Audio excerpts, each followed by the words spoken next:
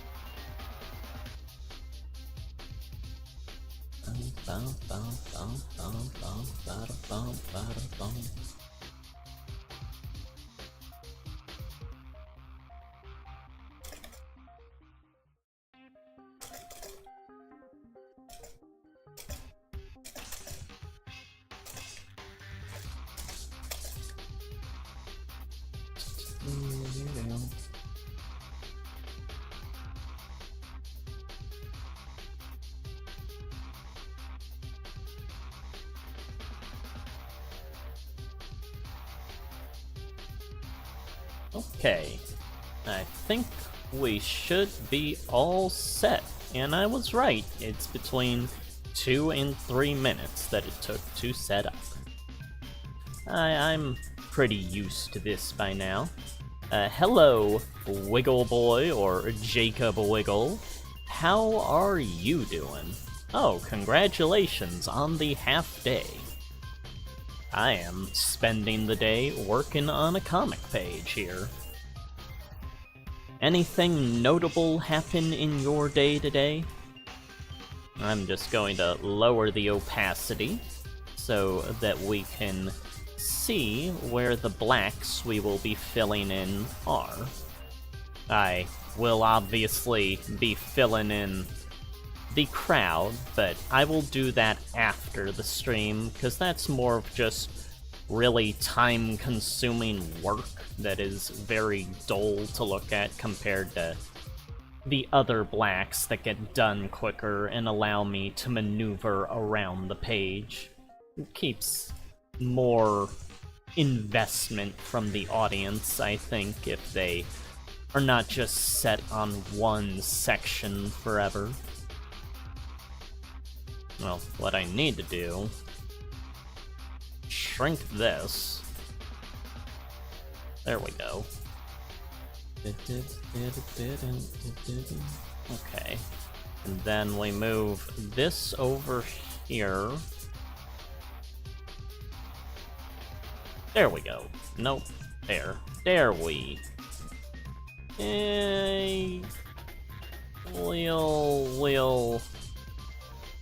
We'll live with some black bars on the sides of the screen this time. There we go.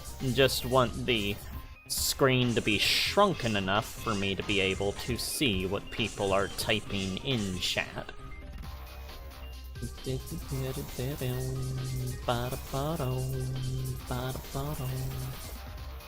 Yeah, we have good old Ultimate Spider-Man music playing. That was always, it felt like Ultimate Spider-Man was sort of the true sequel to Spider-Man 2, the game, for me. It feels like it's a more sort of polished up version of the gameplay. It's not as varied in the gameplay as Spider-Man 2, but mechanically it feels like it's sort of improving upon Spider-Man 2. Oh, well, I hope that your sister is having a good dance then, Jacob. The November dance. And I hope you guys are going to have a good Thanksgiving later this month.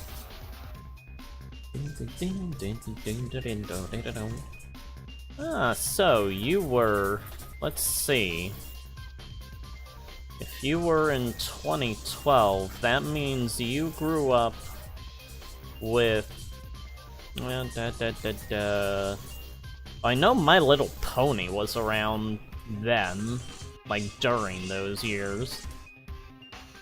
I usually keep track of what cartoons come out in what eras and stuff. There was Transformers Prime. There was... oh.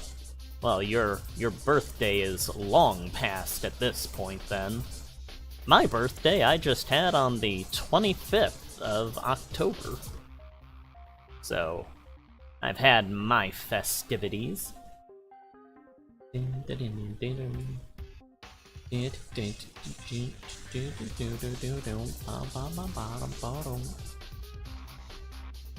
Yeah, back when I was younger, for like television, you kinda grew up with any era of cartoons and stuff. Like, they'd always air Looney Tunes and Scooby-Doo alongside all the newer stuff. Oh, well, enjoy those snacks then, Jacob. Sounds like you are having a very fun-filled day today.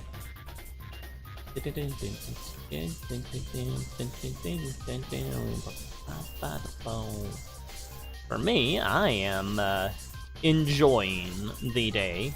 Anytime I'm creating, I'm enjoying stuff.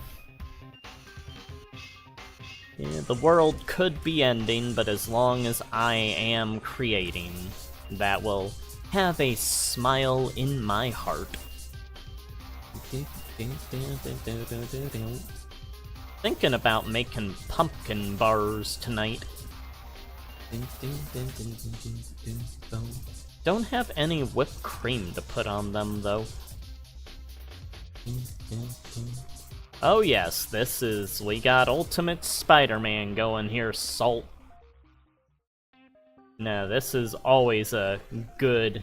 it's always a good soundtrack to draw to. It's kind of electronic techno-y ambiance. Those hours spent swinging around the city.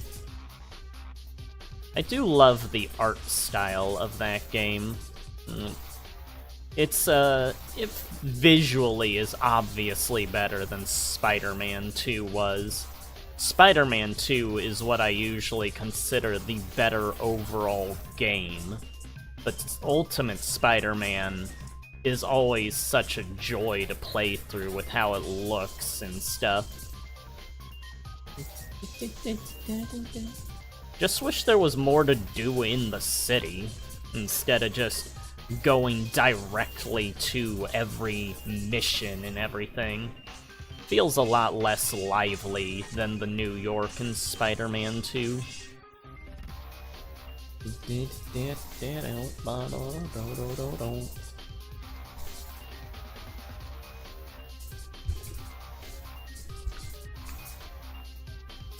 Yeah, Spider-Man 2 is probably my favorite Spider-Man game.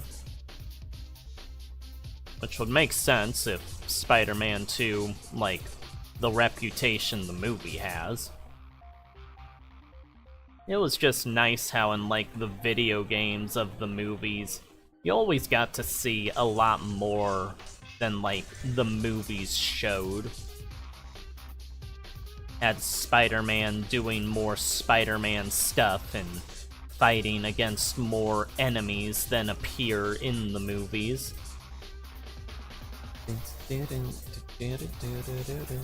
Oh right, they have a new game called Spider-Man 2 now.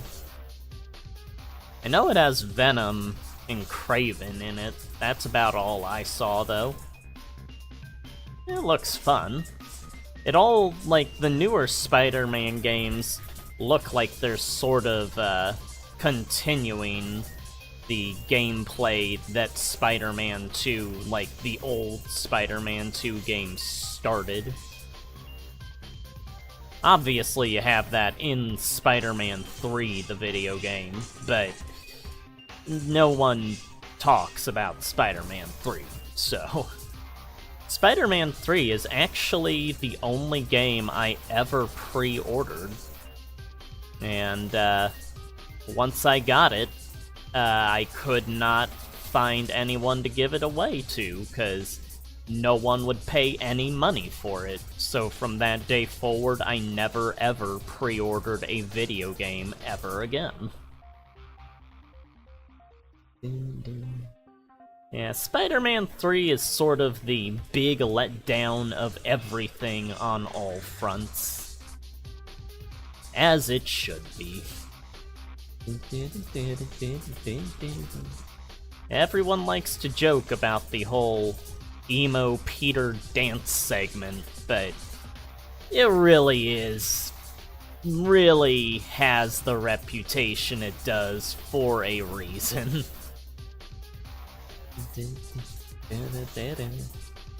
Good old Bully Maguire.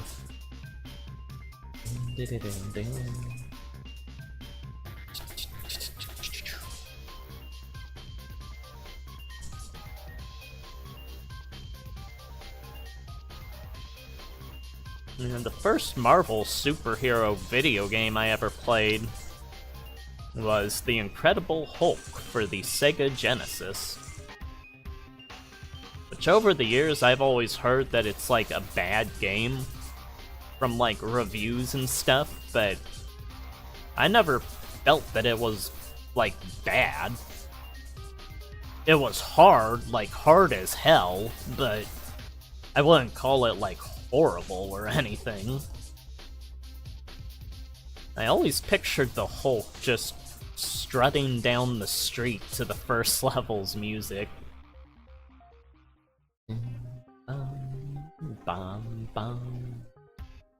The Hulk is a character I never felt that they really did, like, that they ever really got down how to do a Hulk movie.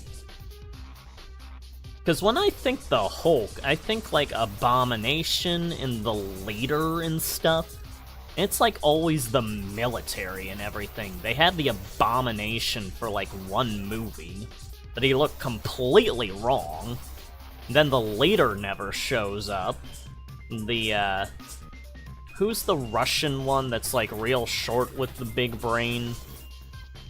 Can't remember his name, but he's one that should be there, I think, in a proper Hulk thing. There's just a lot of stuff they have not done in the movies.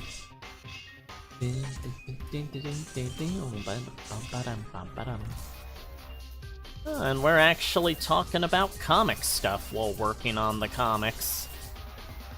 I guess I have talked about Dragon Ball before, but that's more of like manga and stuff. I guess people could consider these comics to be like sort of anime-esque looking, but unless it's made in Japan, it's not like really manga or anime, it's just comics, which in reality all that it is anime is cartoons and manga is comics, and they're just interchangeable words. People get into discussions about what makes what, but they're the same things at the end of the day. Only thing that really determines what they're called is where they are made.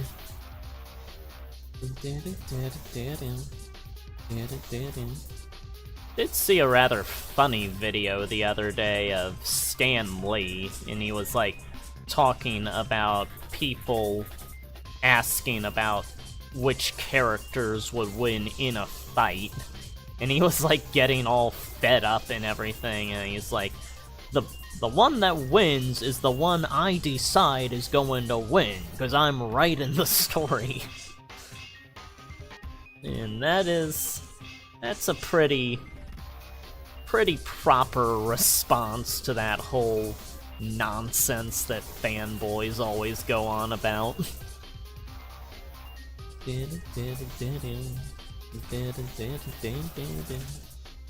Yeah.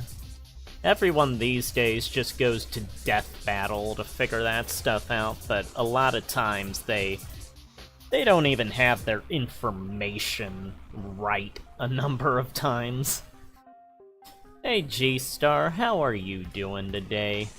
We're just working on page 87 of the latest comic here. And talking about various, I guess, comics and stuff.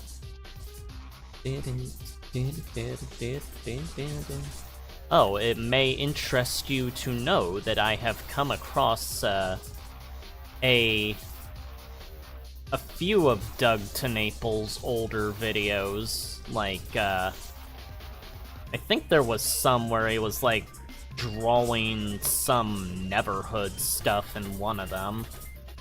It's, like, from, I think, let's see, 8 years ago, I think? I've been trying to collect up those videos once It's a bunch of videos, but I just saw that some of them had Neverhood stuff on them. Oh no, they're not on YouTube, G-Star, unfortunately. Now, I was going back through his Facebook, actually, and he still has videos up on there from, like, years and years ago. So thankfully some of them seem to be surviving through that. I'm not sure if he even knows they're there. I wouldn't be surprised if he doesn't. But I was just so giddy once I found out that there were some still on there. There are actually some that were on YouTube that are no longer here that are on there, I found. So I've been trying to collect up some of those.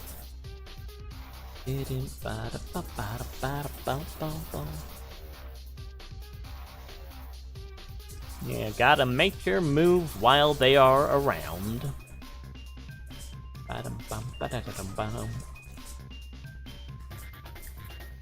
Which, for all I know, they could be around for, like, the next 100 years on there. But once I see stuff like that, I want to keep them safe if I can.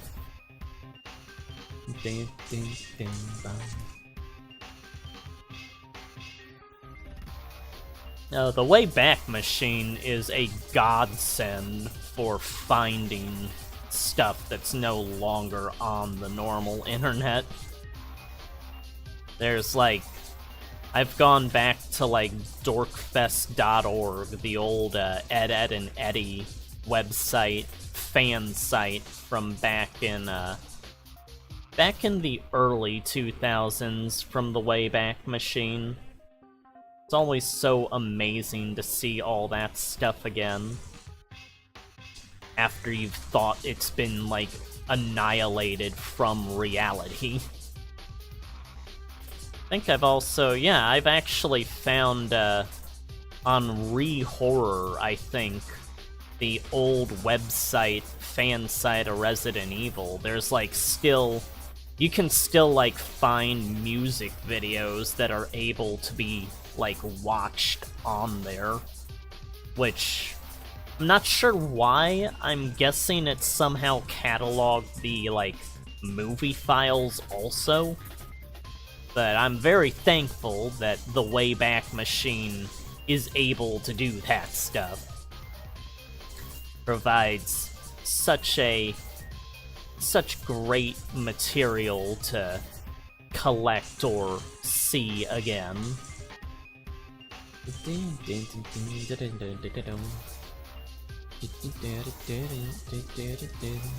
Oh yeah, that's one of the problems with the... well, not with the Wayback Machine, but just with the sites getting shut down originally, is that a lot of those files do get lost when the websites go down. The Wayback Machine can only, like, archive what it first, like, what people updated it with. And so it's just drawing on what is, like, still remnants from those archives is all. So sadly, a lot of the files and links on websites get broken when it gets archived like that.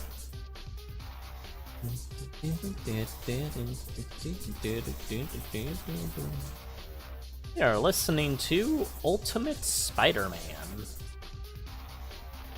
I lost my balloon! I always hated those kids in Spider-Man 2. They are so insufferable to listen to. Just go swinging around buildings, and like every 5 minutes another kid will be whining about their balloon. It's always kind of hilarious to me that in the game right after, the one this music is from, Ultimate Spider-Man, Venom's first victim is a kid with a balloon. And creators of the game clearly knew what fans appreciated and spited about the prior game. Always seemed kind of random how you just run into Wolverine out of nowhere when he's like out eating at a restaurant. But that is the power of fan service. I never really understood why Wolverine was like the most popular character. Never really made much sense to me. I saw you posted something on Twitter, G-Star. I can't... I want to say... yeah, I can't remember at the moment. I wanted to say it was like something about Jim or the Neverhood, but it is not coming to me right now.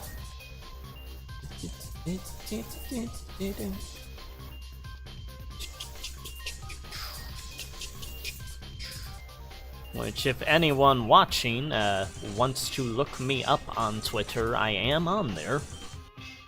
I think I'm edward18 on there, but if I'm not, I'm edward18517. Which is just the name I gave myself for YouTube, because they wouldn't let me do edward18, so said you had to put more numbers on the end. So that's where the 517 comes from. Obviously, I always refer to myself in videos as edward18. Oh, that's what it is. Yeah, I saw that. It is a Pizza Towery good time there.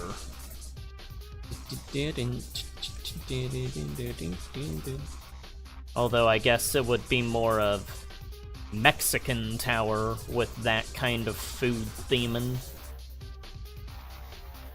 I would like a tortilla with something in it. That would mean I would have to get up and go cook, and that would be a severe detriment to the stream. One of my favorites is always huevos con chorizo. Mom would sometimes make that. It's eggs and chorizo sausage, usually in a tortilla. Really, huevos con chorizo just means eggs and sausage, but typically it's tortilla that it's wrapped in.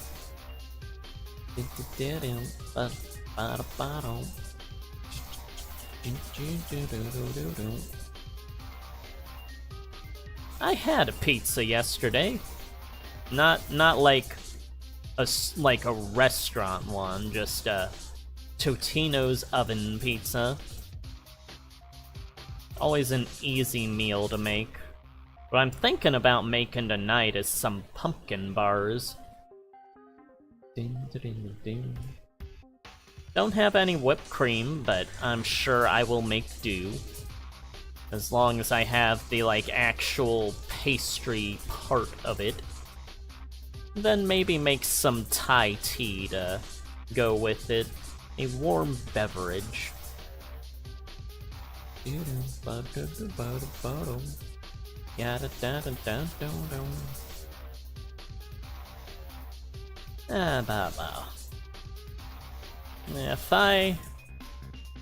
I think I've only drawn Pizza Tower stuff when I've done those Pepperman things on stream. I know Sophist plays I was gonna say Pepper Tower, Pizza Tower, but he always does it with, modifications and stuff, which are pretty hilarious to look at, usually.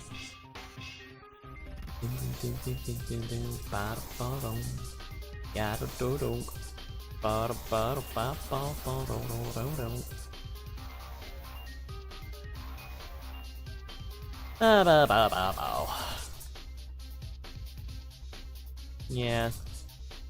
Actually, since I've been thinking about Earthworm Jim, I might start up a music track of it on here to listen to while we work.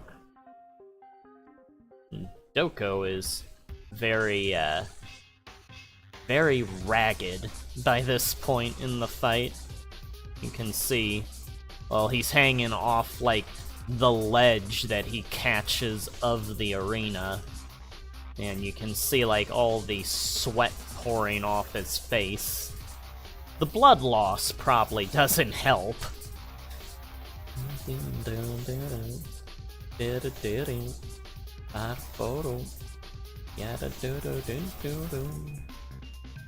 There we go.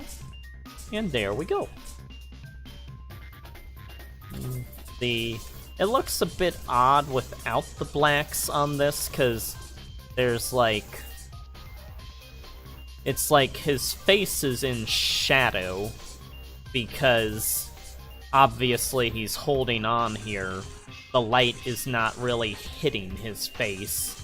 So you can see kind of a more grayed, darker area down the middle of his face. I think that's what you call a core shadow. But yeah, it looks a bit off without the black. With the black, it should look better to have the shadow there. Because without the black, it's just white areas that the shadow is not affecting.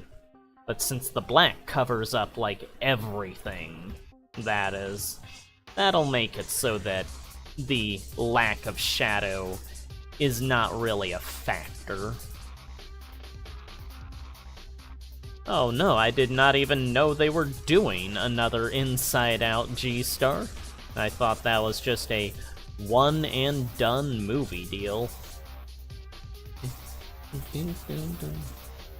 Yeah, Pixar does seem to like to make sequels to their movies now. The one everyone kept wanting forever was Incredibles 2 because of how Incredibles 1 ended.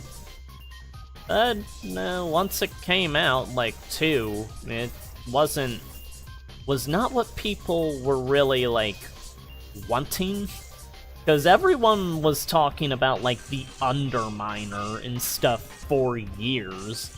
There was, the whole video game sequel with him, which, by all means, is pretty much Incredibles 2 itself. Yeah, it just sorta ended up being a completely different adventure.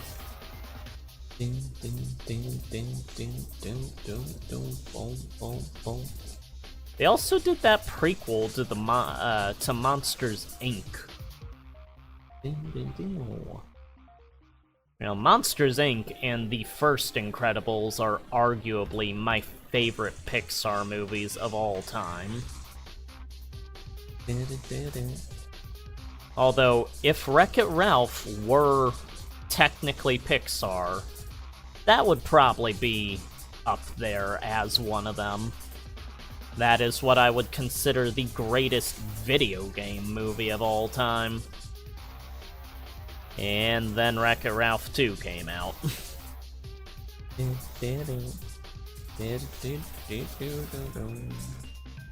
Yeah, me and my brother actually went to go see Wreck-It Ralph 2 in the theater, I think. Or I did by myself. I know my brother saw Zootopia with me in the theater. And I remember we saw Wreck-It Ralph, the original, in the theater. That was so magical to see that movie on the big screen. If I ever won the lottery, like got $20 million I woke up with one day, I would put a movie theater in my basement. Fountain drink machines, a concession stand, 3 hot tubs, everything all there in front of the movie screen, or in the facility underground that would house the movie screen. Probably keep the concession stand and stuff outside of the actual viewing experience area. I would have a room that was completely just video games, though. Like, I would have a whole room of arcade games. And, yeah. I'd have probably a room that would be dedicated to the beyond the arcade games, with all the systems hooked up to the TV and everything.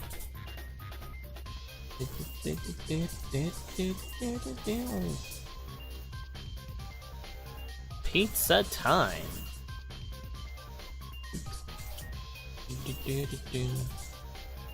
I do hope everything is going okay over there, Jacob. You seemed like you were having a good time with the whole sister dance celebration thing going on there. We can have a pizza time.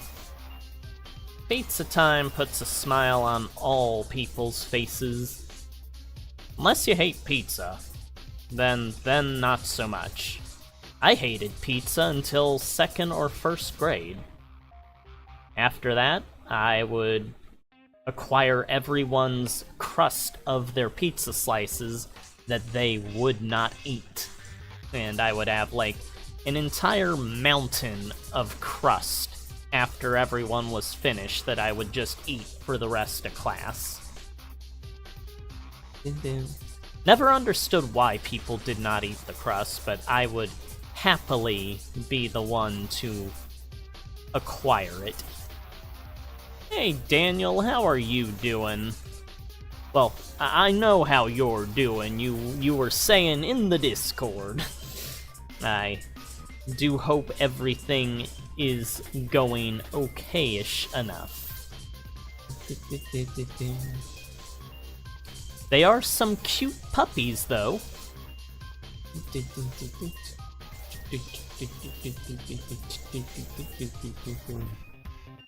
Yeah, we're just working on page 27 here and having a nice old pizza time.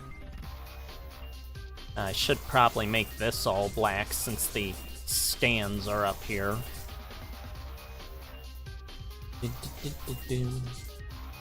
And we got some Ultimate Spider-Man playing in the background.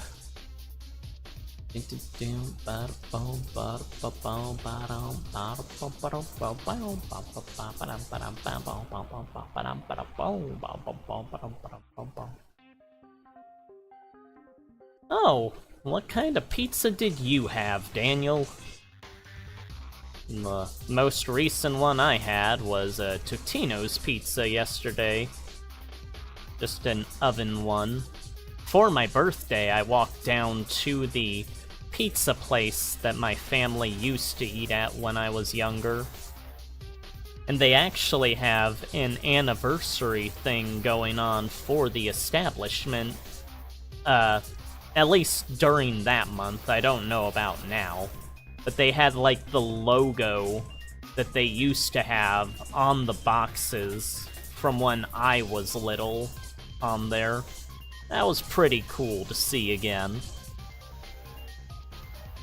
Oh, well, my pizza for my birthday was sausage, green pepper, I think onion, mushroom, and then I had a red cream soda to go with it.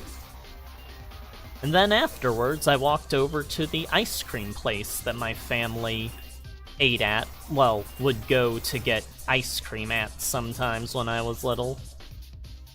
I got some raspberry chocolate ice cream there.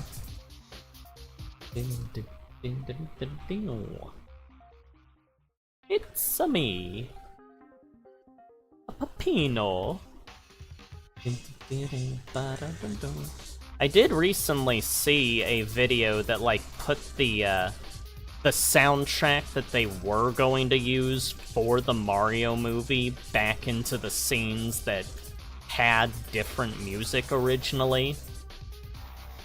And it is kind of a shame that they didn't, like, use some of those, because it's like, for the No Sleep Till Brooklyn thing where they're, like, running through the construction site and everything, during that, it actually plays, like, the traditional Mario level theme, like a remix of it, which was really awesome to see and hear.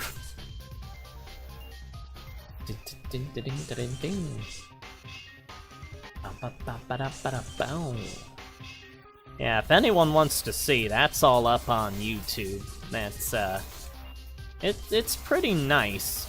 Definitely something to listen to if you like the games.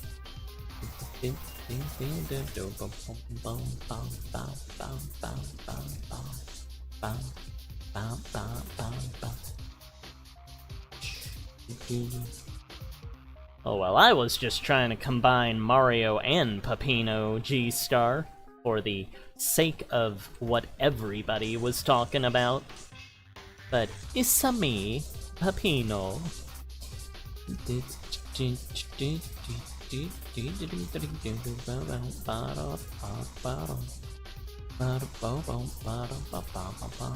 Oh, I did recently see, there was a video. I don't know how many people here got Bionicles back when they were out, but there was a video I saw where someone had created, like, they'd modified Mario 64 to have Bionicle stuff in it and, like, made entire levels of Bionicle. And they, like, made an entire trailer called, like, I think Takua 64. It was pretty hilarious to watch. So long, Le Makuta!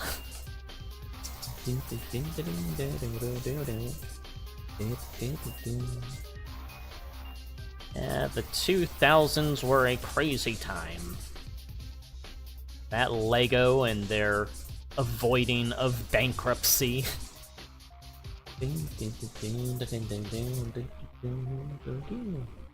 Yeah, you can always count on the Bionicle fans to make some pretty amazing videos.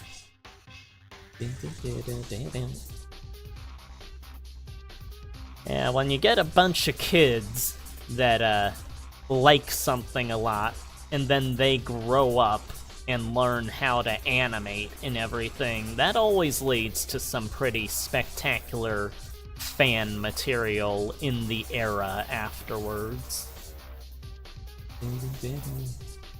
Where are you? Okay, there you go.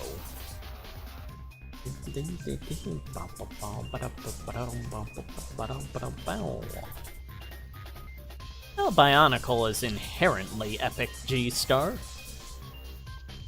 I still intend to someday animate the fight between Takanuva and Makuta from the first movie. It'd be a 2D hand-drawn animation. It wouldn't have the Coley match thing, but it'd be like more like an actual fight instead of like a sports match like they did in the movie. And it'd have like the old Madanui online game music in the background, like the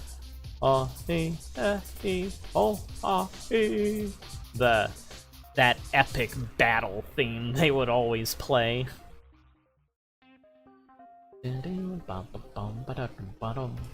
Still the best Flash game ever created, I don't care what anybody says. The coldest take ever, I know. There were a few pretty fun Flash games. There was like the Cartoon Network Summer Resort, and the Samurai Jack Path of Evil. Well, Lego Backlot wasn't a Flash game, I don't think. That was a 3D game. It was a primitive one, but it was, like, a more extravagant thing. Oh, well, I will be seeing you later, G-Star. Enjoy your, pepinos and everything.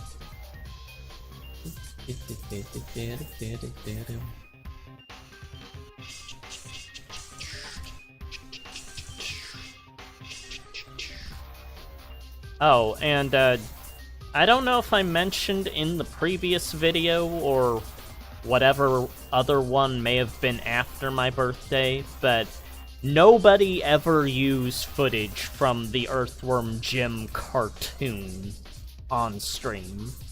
That is what got my birthday stream suspended when it was originally put up.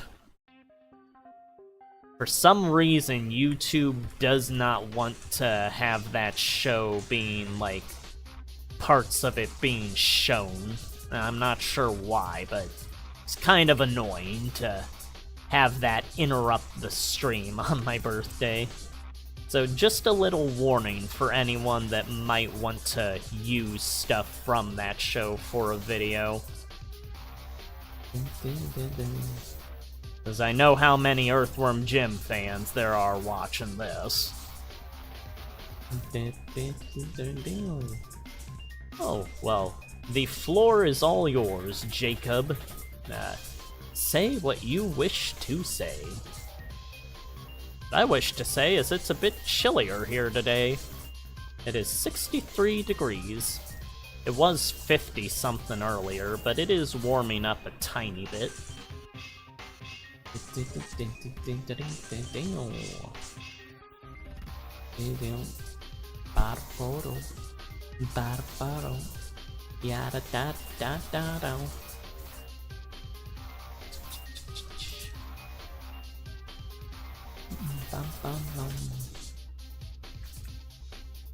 Yeah, Doko is all growly-faced here.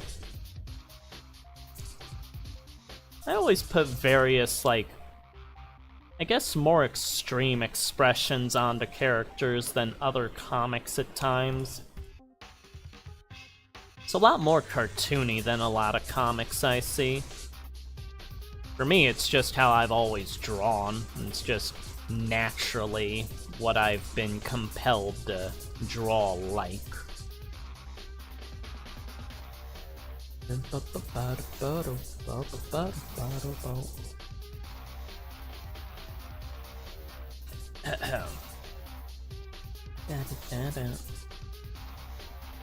Huh. I may have to fix this part. It might, yeah. I think he's supposed to have more blue here at the pelvis area. Yeah, it's enough to work with for now, though.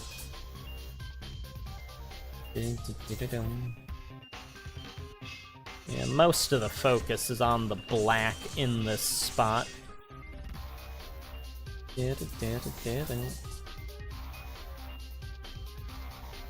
I love me some Spider-Man.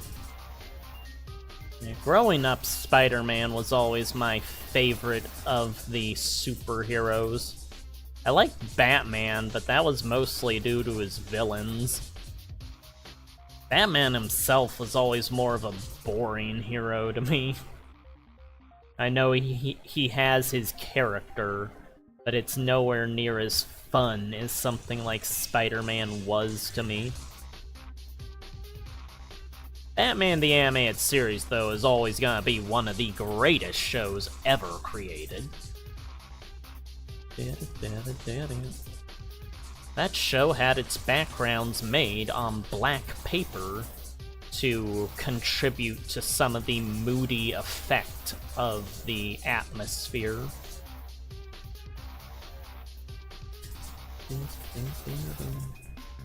I have used backgrounds, or at least one background, in one of my animations here on YouTube that was like an actual physical painting that I did.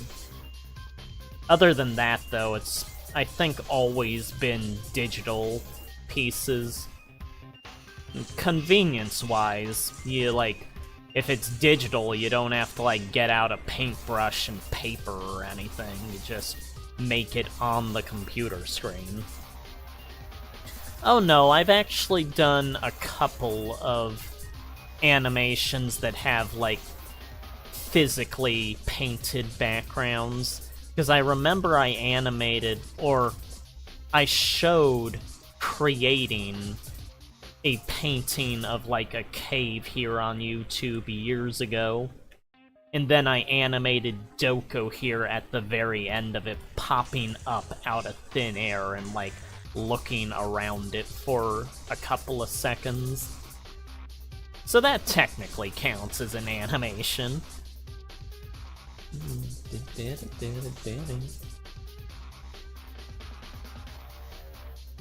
Yeah, I love animating. It just takes forever to do. It is incredible seeing your characters and stuff actually living and moving in everything.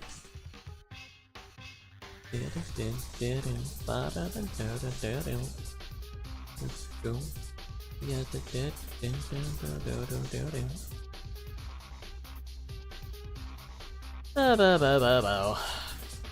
I do really want to make a video game at some point. I love animating things to put in my video game ideas, I just have no programs to make a video game with. And I'd need to reanimate all of the Xeno Hunter things that I animated if I ever get to create that game. Because that was all, like, all the animations for that were done on paper. And I'd need to, like, redraw them and color them and stuff on the computer before I put them in the game.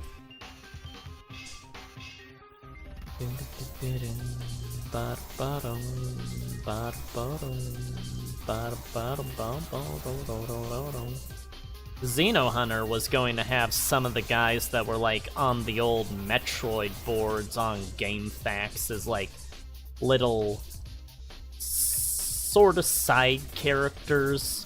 Like, you'd be able to help them acquire items or something, and that would unlock the sound test music menu. You could listen to all the tracks that you have heard in the game up to the point that you visited at. And obviously, that would just, the library of music would grow as you progress even further through the game.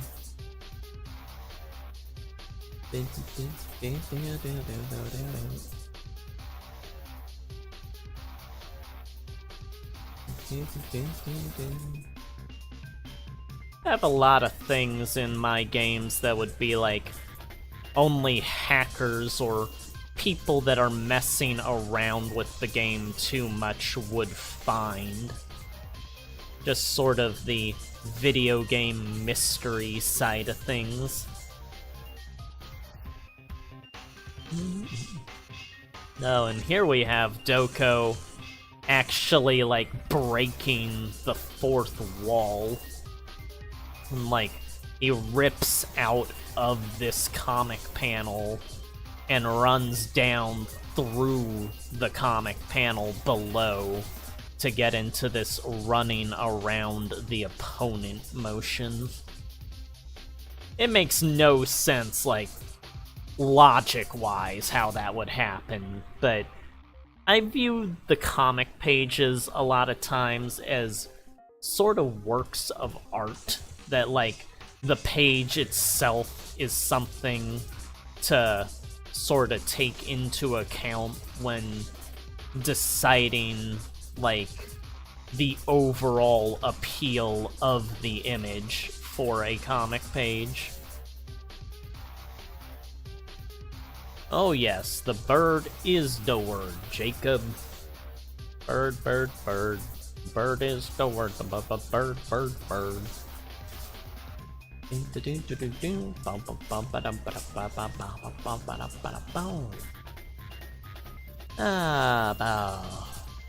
Yeah, I think Family Guy is where, like, that really got into, like, that was always a saying, but that, like, amplified the bird is the word thing when they put that on.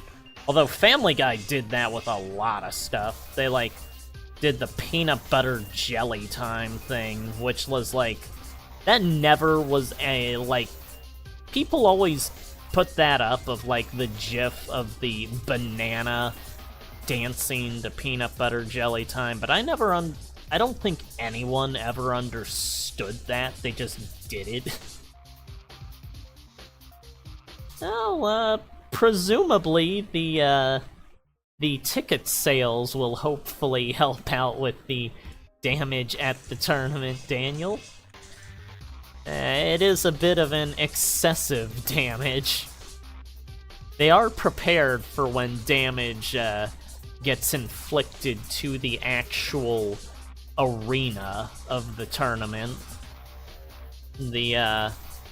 Actually, if I can find it, I can... Okay, let's save this so it doesn't crash when I go to look for something. Yeah, they've got, they have had damage to, like, the stands and stuff in this issue, which is not normal, but the actual arena floor is something they take into account when it comes to damage. I really wish I had, like, a little Edward that was, like, in the corner of the screen here that you could see talking when I talk. I know there's ways to do it, but the ways I've tried to do it always mess up the streaming program, so I've never been able to get, like, a little Edward to accompany the video. Would be great, though. Let's see here. Go on the DeviantArt. And it should be the start? Yeah, here it is. Okay. Copy this. I don't think... Yeah, this is from before... This is a page from before I started doing the streams. I think this was... It'd be last year that I did this. Oh, is this gonna even fit on the... Oh, there it is. Yeah, here's how it is. The arena floor was, like, damaged from the previous comic before this one. And the announcer, all he has to do is click a button, and the tiles, or the ground beneath the tiles of the floor, will flip, and they will descend the broken and battered tiles into the ground beneath the arena, and a fresh new set that they have on hand will come up to replace them. And I just sorta thought that would be a nice little insight into how things operate when I was starting this, like, well, I was gonna say the first page, the second page of this issue. And there's Mr. Cyborg Announcer Guy. There's Doko. Earlier, well, by now it's morning that it's transitioning into for, like, the events we are doing in the comic right now. So this would be from the night before. No one's been asleep. They've been, like, fighting throughout the night, and now it's finally transitioning into morning with this fight. This has been the longest day I have ever, like, drawn.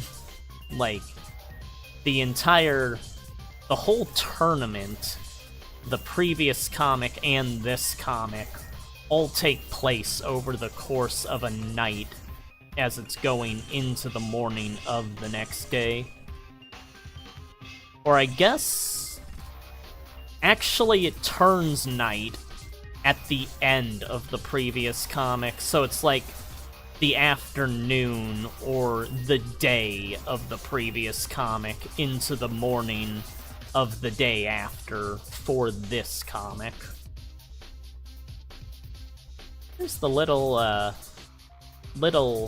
blockade thing that's, like, at the entrance/exit of where the fighters are, like, housed before they step out into the match. If nothing else, I have down pretty vividly in my mind how the arena is drawn, where everything is in the setting. Typically in these comics, I will go around to various different settings throughout the adventures, but with this being a tournament, that doesn't really allow for that as much. It's all just one setting that I keep drawing over and over and over.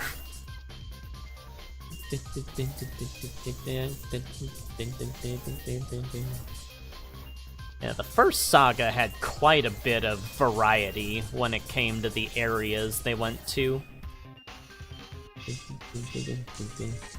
Oh, well, enjoy that business, Jacob. We will see you later.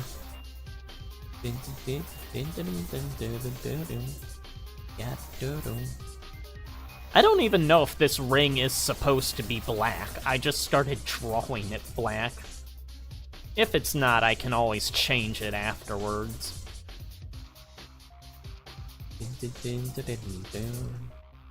Then the ring over here, I'm fairly certain. No, I know it's black. It is black. I am going to say that, and I am going to stick with it.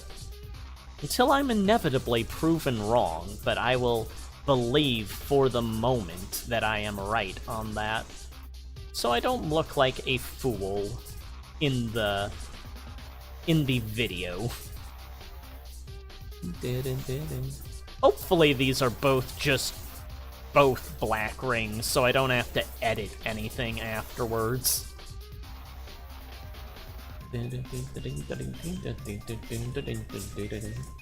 Although I'm starting to think that this one is not a black one, but I'll see after.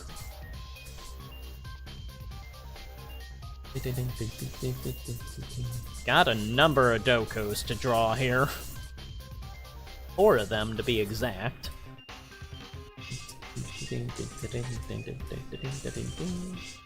I was just checking the layer that I was drawing on to see that it's the right one, and it is. We are not running into the issue I was running into in the previous stream, thankfully.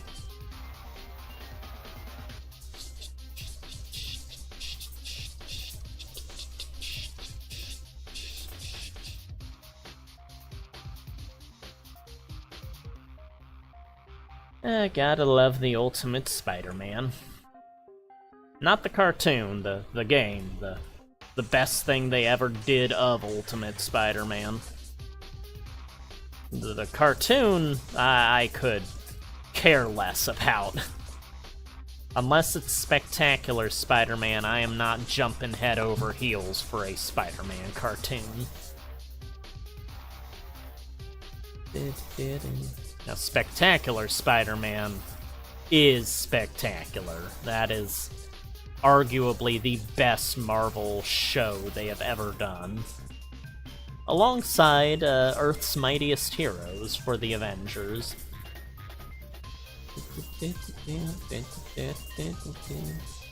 It always sucked, because Earth's Mightiest Heroes is basically Justice League quality cartoon, but for Marvel. They just, like, killed it, for, like, no reason. That's what you have to come to expect when it comes to Disney and Marvel. Just enjoy it while you can.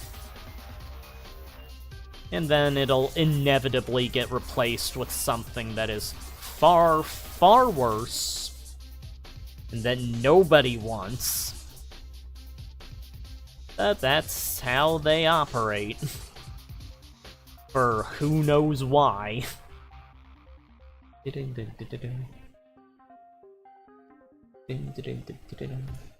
At least they got the newer DuckTales allowed to have a 3-season run. With DuckTales, you could just go on for literally forever, but obviously it ends at some point.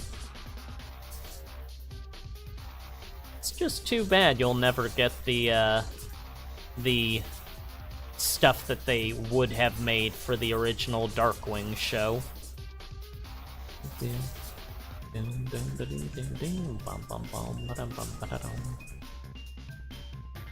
Yeah, I know that, I think it's Alex Hirsch, the Gravity Falls creator. I know that they said that they wanted to do 2 seasons by the end, and originally it was going to be 3 seasons, but I really feel they should have just kept doing 3 seasons, because it's like, what does it hurt to have more of that show?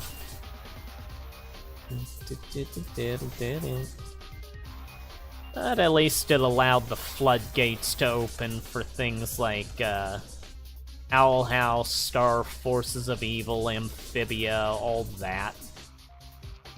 Gravity Falls kind of jump-started the modern era of Disney shows.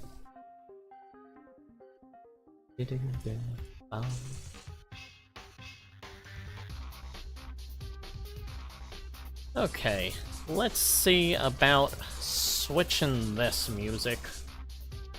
Ow. Ow.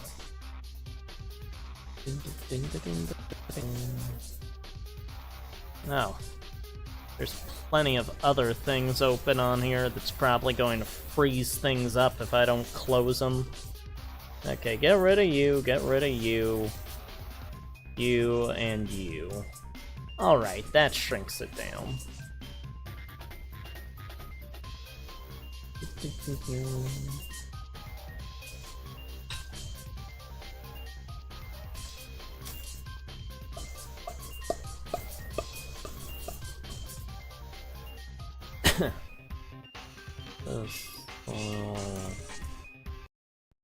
Sorry, Spidey, we are going to be switching over to something else.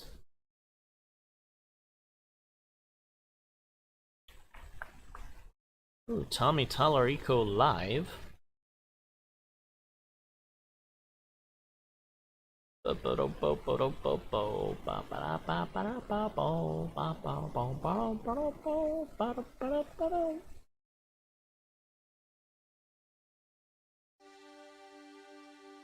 Ah.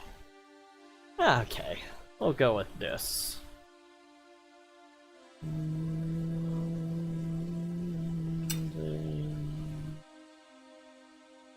Let me get this.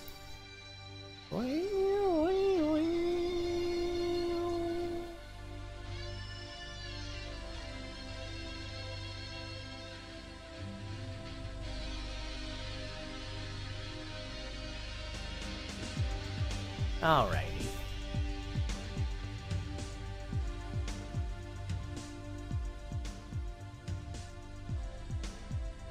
Okay, I think that'll be good. So let's get back to work. Gotta keep working. Working.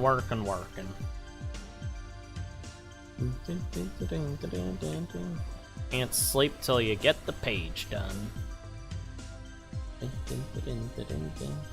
That's how you have to be sometimes when you're creating stuff, is you need to stick with it as long as your body will allow you to, for it to, like, get done under a certain preference of time. Or you could just be a normal person and do it in a more paced out method. We're kind of crazy people, so we don't usually adhere to that kind of health.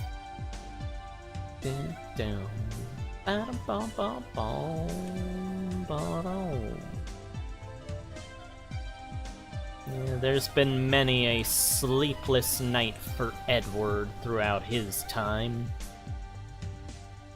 All the animations and videos and comics that he does.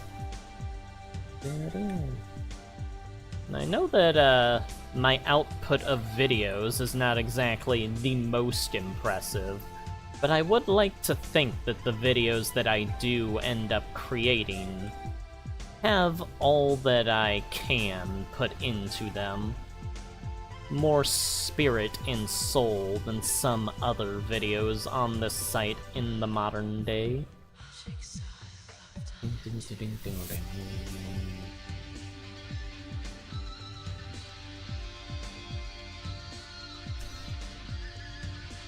I saw a video out there that was saying that YouTube is boring now, and I have to very heartily disagree with that. To me, YouTube is just as boring as you allow it to be, because there's always stuff to find on YouTube. If it's boring, you're probably just not doing it right.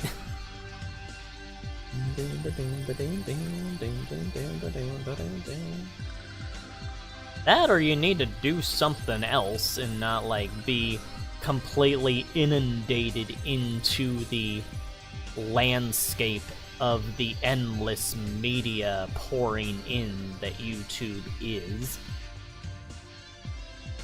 But usually I'd go with, probably just not YouTubing the right way if it's boring.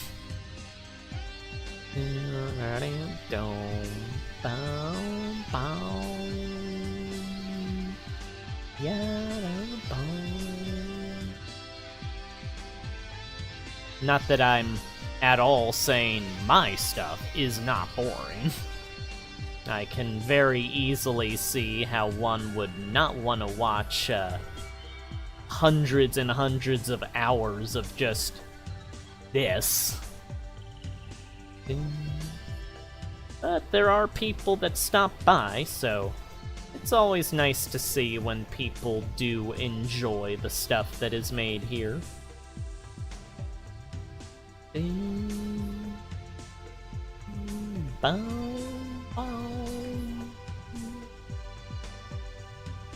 And enjoy the Edward singing to video game music.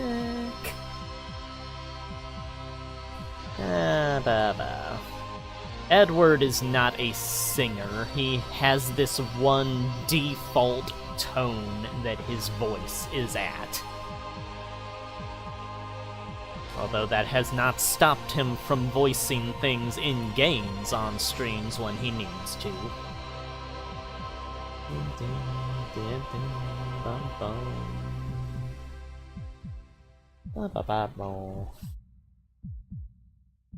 I got a banana with me today.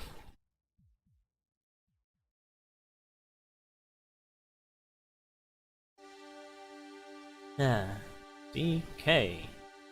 Donkey Kong. DK. Donkey Kong is here.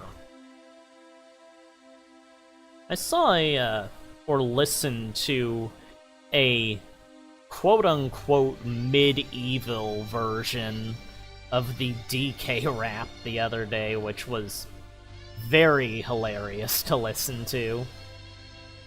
It had the whole harpsichord thing going on and putting in older-timey kind of sayings and expressions in place of what is typically used in the DK rap.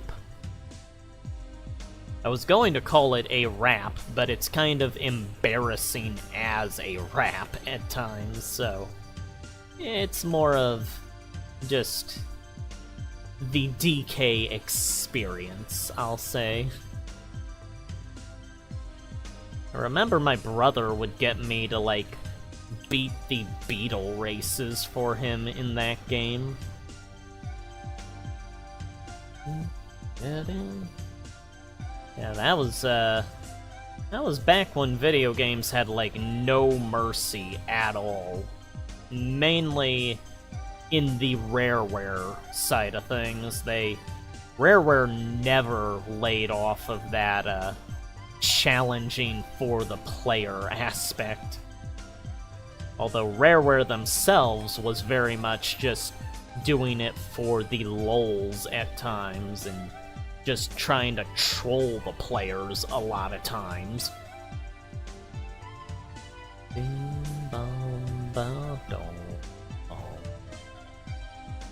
Yeah, someday someone will figure out how to get stop and swap to work. It's still there. I'm sure of it. It'll be the key to interlocking all video games that come out in the generations to come. You'll be able to play as, like, Master Chief in Metroid. Be able to play a game of God of War, somehow find a way to cram the Banjo-Kazooie cartridge into the system you play that on. And then when you play the Resident Evil game after that, you'll be able to play as Kratos through Banjo-Kazooie in Resident Evil. That is the future that the legacy of Rareware will provide us with once we finally figure out Stop and Swap. So much untapped potential. This eraser is way too big. Where is my, my toolbar? Here it is. It's hidden. Why is it back here? Shrink you down. Don't know why you're so big. Okay, there we go. Able to properly shave off the black edges of the shape.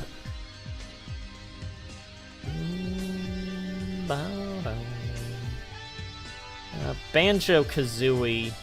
Banjo-Kazooie and Banjo-Tooie were always such an interesting, like, family of games. Because it became very obvious that Stop and Swap from Banjo-Kazooie was meant to be used in more than just those games. Because there was, like, coding for the ice key from Banjo-Kazooie in Donkey Kong 64. And people did eventually find out that, there seemed to be stuff relating to the ice key that would have allowed you to warp into another level from the, like, home of Donkey Kong in that game.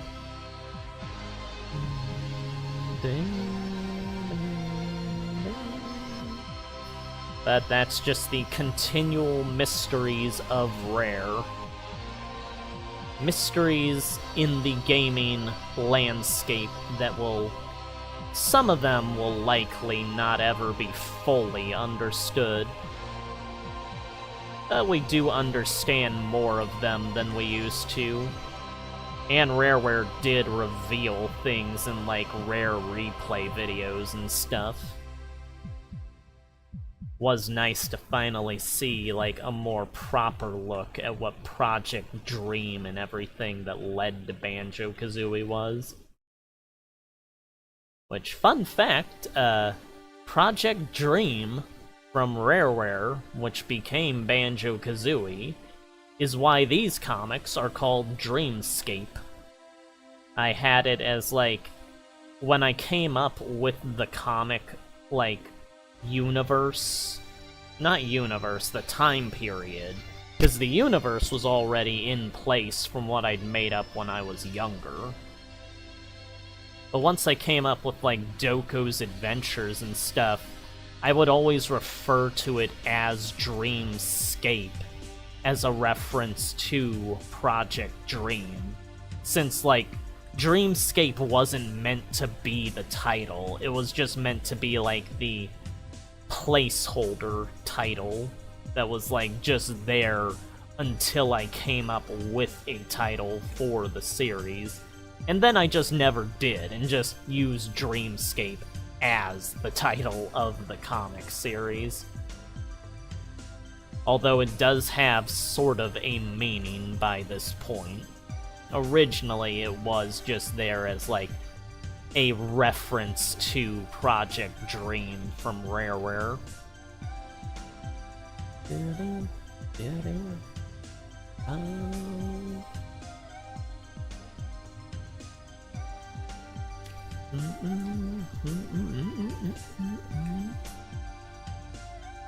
Yada-ba-da-bum-ba-da-bum.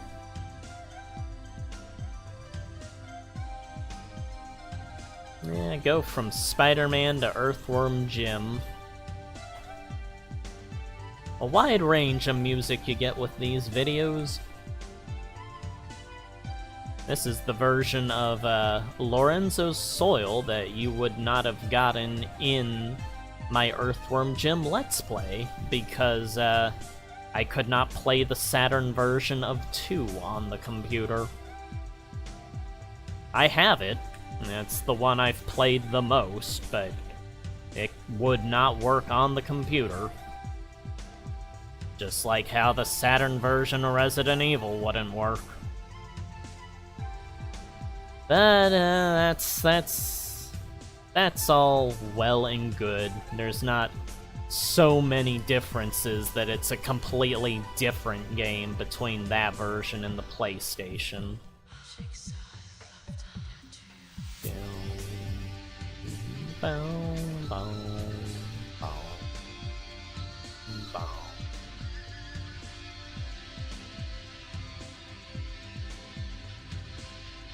Yeah.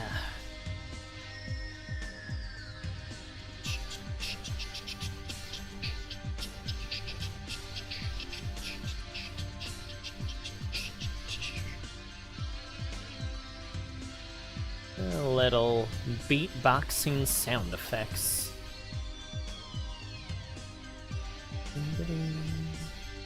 What was the latest video I saw? Well, I've been watching today as I work. I've been watching the latest Secret Life episodes, or listening to them on the side. Which, I have yet to see anyone that actually fought the Ender Dragon. I keep seeing it like that Impulse Pearlescent Moon, or Pearl, and B00 went to go fight the dragon. Like, I always see that pop up in everyone's videos, but I haven't seen any of their videos yet, so I have not seen how the actual fight against it went.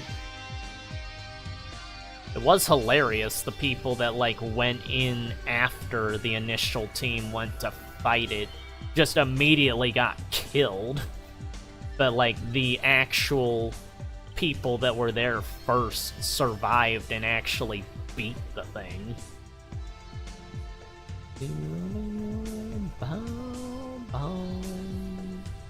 That's what you get when you put together the craziness of Pearl and BOO. Like, Pearl could probably kill anything if she's, like, insane enough at that point in time.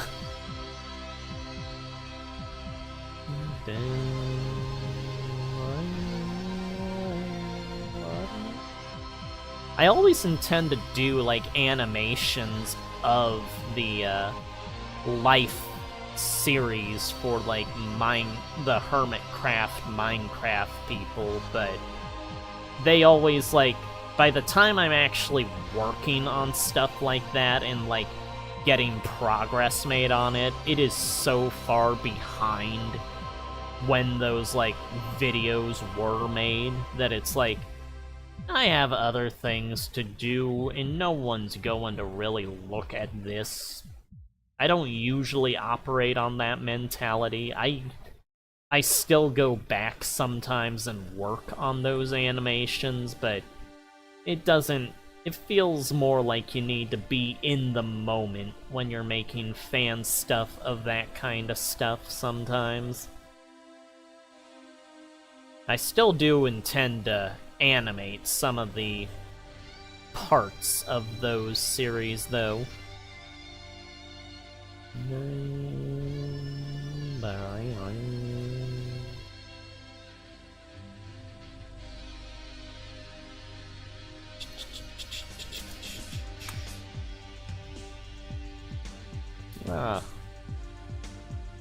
Yeah, here's one from last year, I think.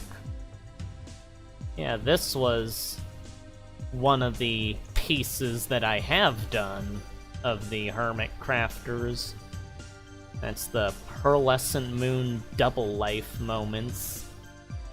Just all the craziness that she did once she got abandoned by everybody and decided to just do whatever she wanted, endangering her partner and getting herself killed and everything. Yeah, bit of a wild card with that person.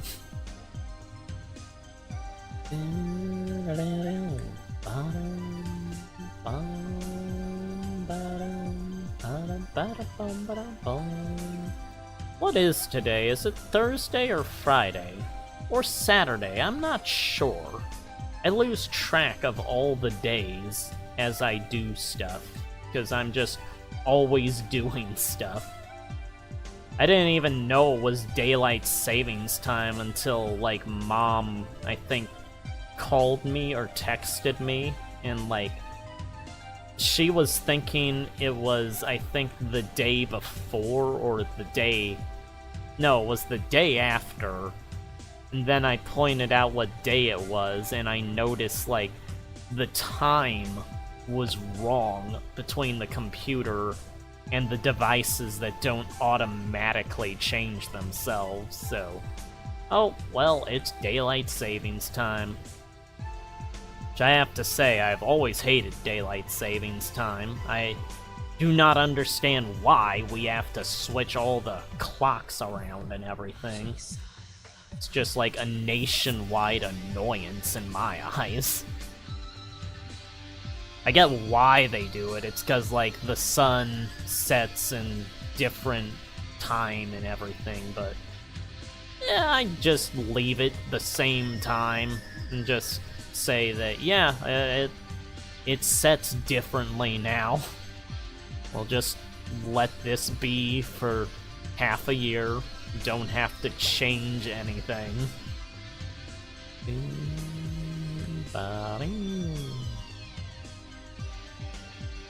Bum bum bum bum bum bum bum bum. Bum bum bum bum bum. Down down down down down down.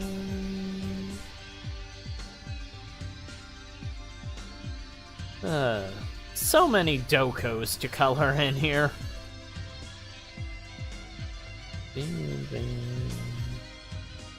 I only do it to myself. There's like... I'm sure that people would probably just do the physical thing of the page and not, like, edit it this severely on the computer. But I want to get those blacks as black as they can be. Not have to, like, leave it open for graphite or for reflections in the ink from the scanner to make it look worse and everything.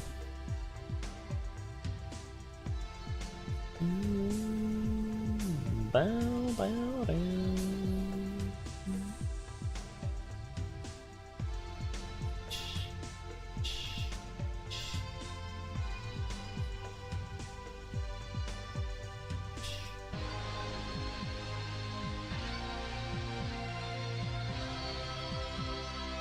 I wish the Earthworm Jim cartoon was as good as the games were. The games are just so incredible. In the cartoon, it's okay, but it doesn't, like, live up to the Chuck Jonesy, Tex Avery-ish quality of the games.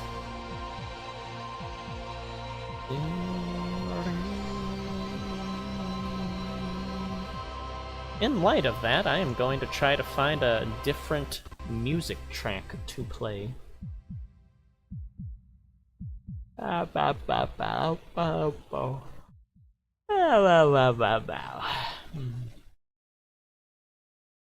Freedom Planet, Mario, Luigi, Bowser Inside Story. Oh, there's B00. His video fighting the dragon. That looks awesome. I'm not going to see that on stream, though.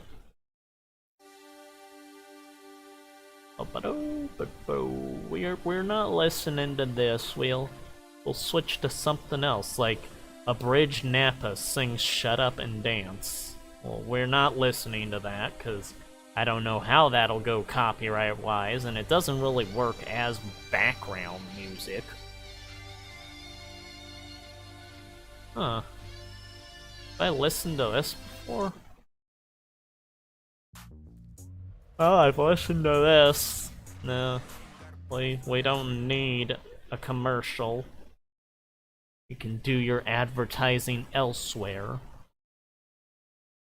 I know people listen to ads for, like, reacting to stuff, but this isn't... I'm not supporting anything here. This is just my own thing to play music in the background of.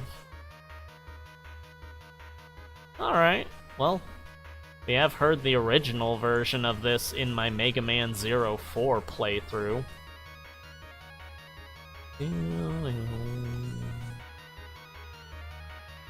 Got some video gamey music sound effects there. Oh, now we have, like, proper instruments. Yeah, it sounds pretty awesome. Although Mega Man music by default tends to be pretty awesome. Yeah, I approve of this. We can have this in the background while I work. Down, down. Whoa. Well, it does make sense for this kind of epicness to be present for this track, considering what is happening at that point in the game. The whole, going up to the space station that is threatening all of Earth.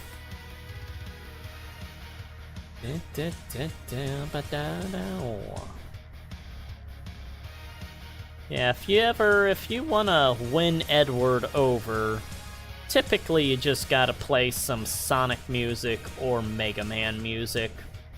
That is always music to jam out to.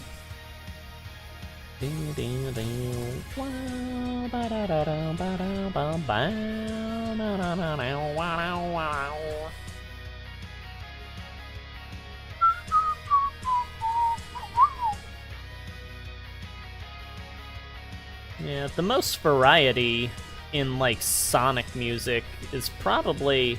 Or no, it's undoubtedly Sonic Adventure 2. They have, like, so much in the way of genres and, like, different styles and everything. That is... Sonic Adventure 2 is one of the greatest video game soundtracks of all time.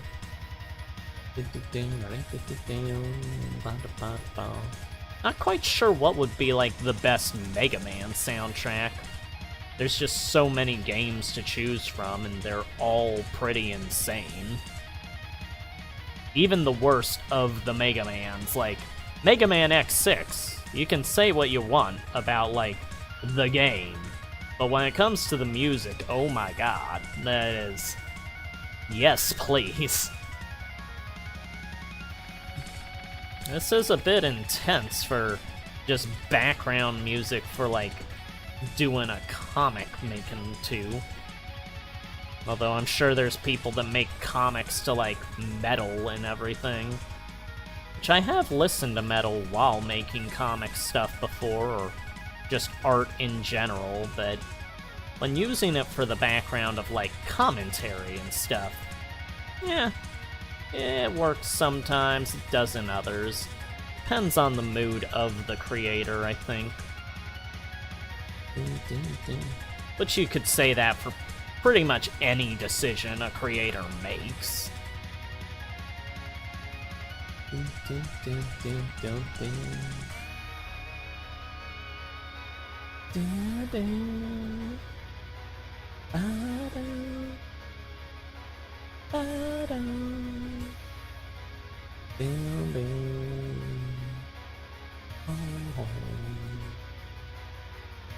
I do think of a certain part of the comics, like, of the adventures of the comics when I listen to this music track.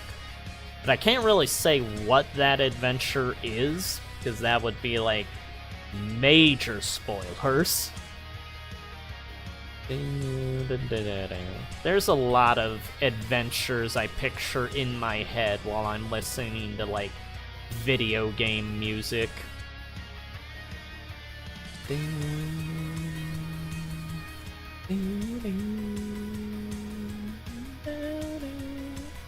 I would sometimes play, like, the theme of the Death Egg 2 from Sonic 4 Episode 2, when I would think about some of the adventures in Nebula Light that the freaks would have in my old stuff.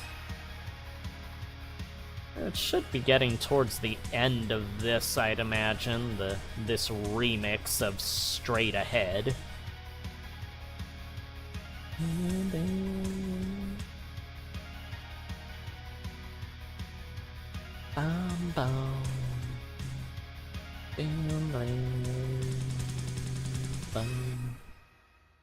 Yeah, that's the end.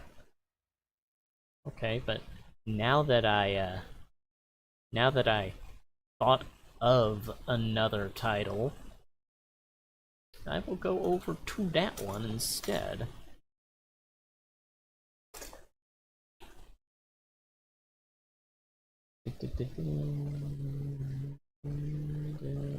Here we go.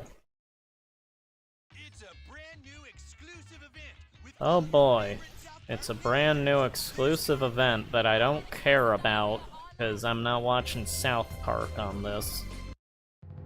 Instead, I am going to be listening to music from arguably the worst main Mega Man title,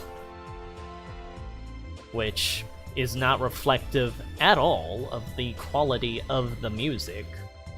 I always loved the introduction music to Mega Man X6. Incredible to listen to.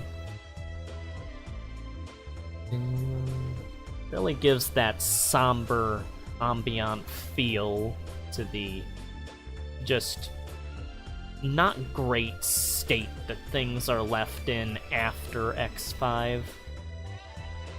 Which should have been the end of the X series, but yeah, at least you get this music.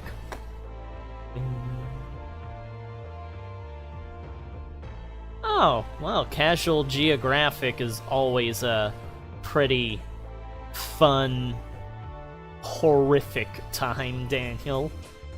But yeah, herbivores, by and large, a lot of them will eat meat if they are, like, given that as an option. It's just, like, not their preference is all. And herbivores, a lot of times, are technically omnivores. It's just that they prefer plants. That is how they have evolved for, like, the sustenance of their bodies and stuff.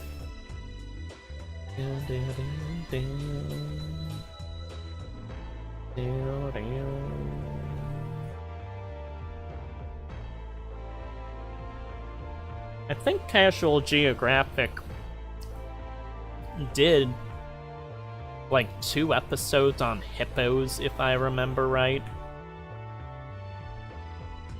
Which hippos are like the most dangerous animal you can come across. I remember reading years ago about a guy that has gotten eaten by a hippo 2 times throughout his life. He is missing various body parts at this point, but he's still around. He like got eaten by one the first time, and then when he survived that, he kept doing the job that put him in range of the hippos, and got attacked again. I'm pretty sure he had a lung punctured during one of the incidents.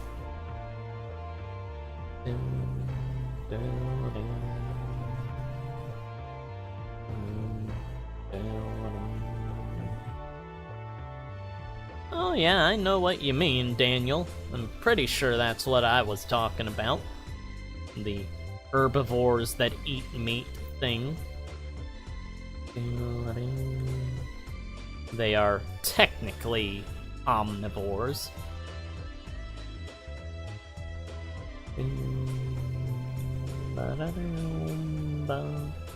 I have seen a video of a horse that ate a, like, little chicken once. Edward has seen various things that's not that bad, but various things throughout his life that people should not probably see. That is far from the most scarring thing that I have come across.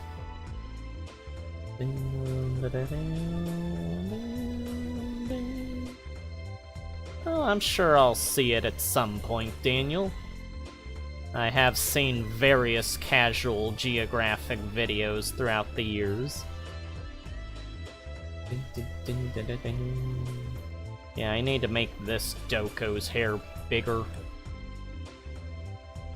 One of the videos I was listening to while working on this page yesterday was, I think it was Iron Mouse was playing some of the games that her subscribers had created. And it was kind of fun to see some of the stuff they came up with.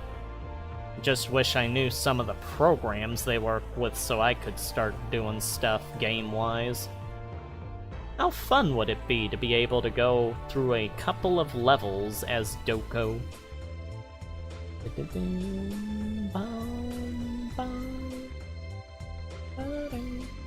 I have technically shown how to animate Doko in one of the streams once. Like, I did an entire animation, like, showing for creating an animation. Did not intend for it to be that, but it just ended up turning into an animation stream as it went.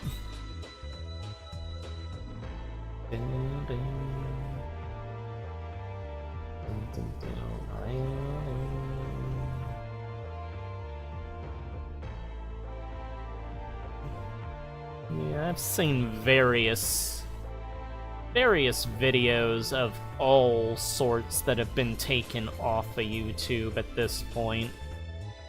Some of them I've saved, some of them it was either before I started my saving efforts, or I just never got around to or had any interest in saving. I don't think I've saved any of the, like, violent ones that I've seen, though.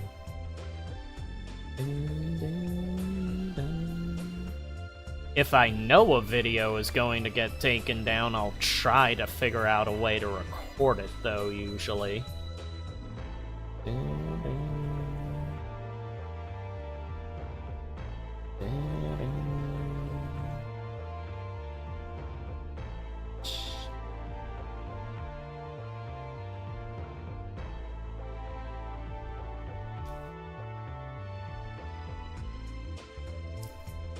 Banana. Munch, munch, chew, chew. Bananas are technically berries. Banana trees are, from what I remember, they are actually giant herbs. They're not technically trees. Bing, bong, bong.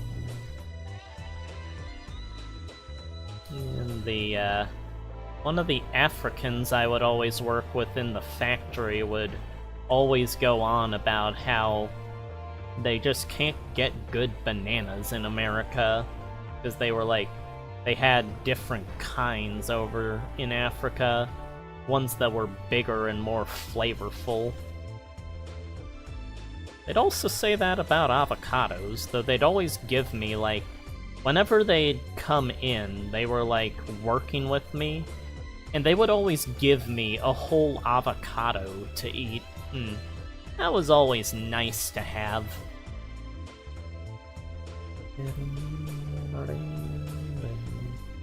I remember he was a teacher back in Africa, and he told me when I showed him the Numa Numa dance that, oh, all the kids used to listen to that. Yeah, the Numa Numa dance does not know borders.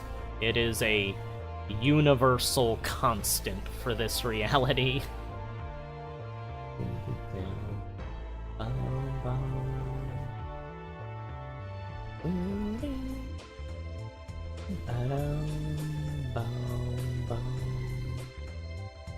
Yeah, town.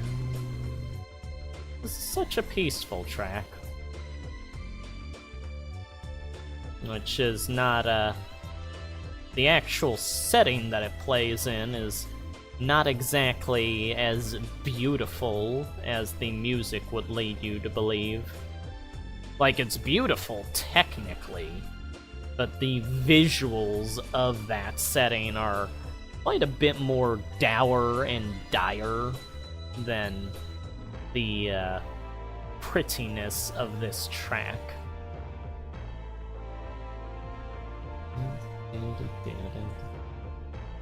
No one ever asked me to play Mega Man X6. I am not going to do that. I will happily play any of the Mega Man Zero games, but when it comes to the X series, there's a lot more that I have reservations about playing. I know there are people that do entire streams of video games that are considered not great or very irritating, that I do not jump on the bandwagon of that type of material quite as eagerly as some people do. Occasionally I will indulge in the once in a blue moon type of irksome game, but it's usually less rewarding feeling than I care to endure. I still have never beaten I Wanna Be the Guy. Although, you kinda just play that game to say that you have played it. The weird thing with I Wanna Be the Guy is it is a legitimately rage game, but at the same time, it is impressively respectful towards, like, video game culture and history. Like, it is really cool to see some of the stuff that is put into it. But then that kind of gets overshadowed by just the flat-out things that are designed to make you fail throughout that game. And then you just fall back into the spite and anger. Yeah, if the world ran on hate, the I Wanna Be the Guy would have a physical cartridge of it fueling every building in every industry as like a perpetual fuel source.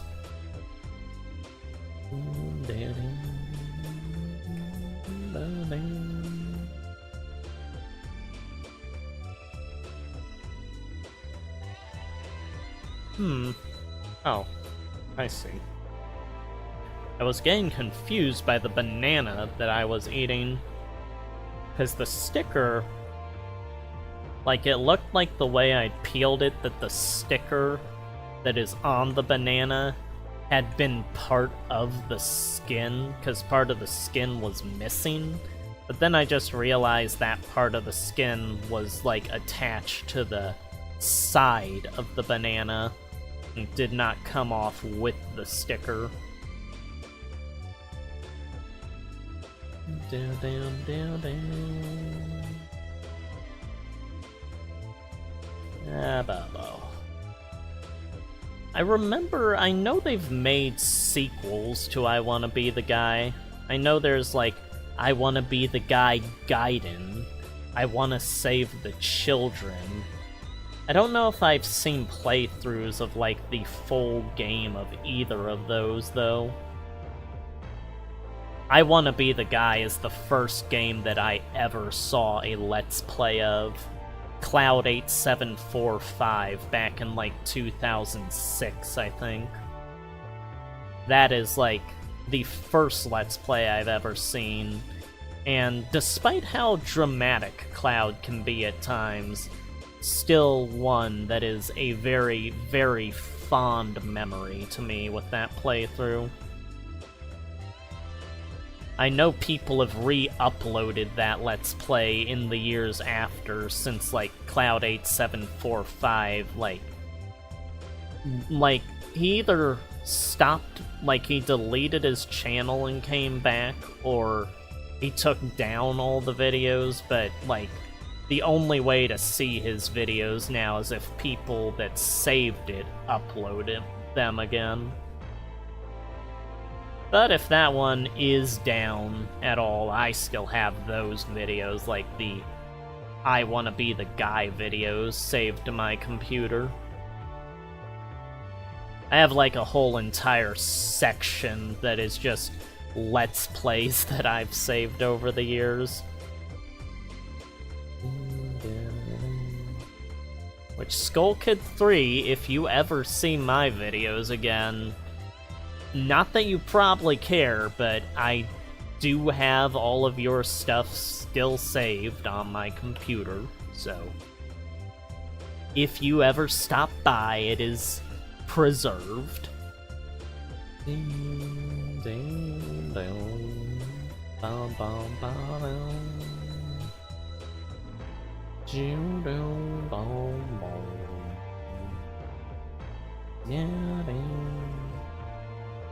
I know I heard that YouTube is planning to get rid, like, starting next year, of accounts that don't upload for, like, 2 years or something.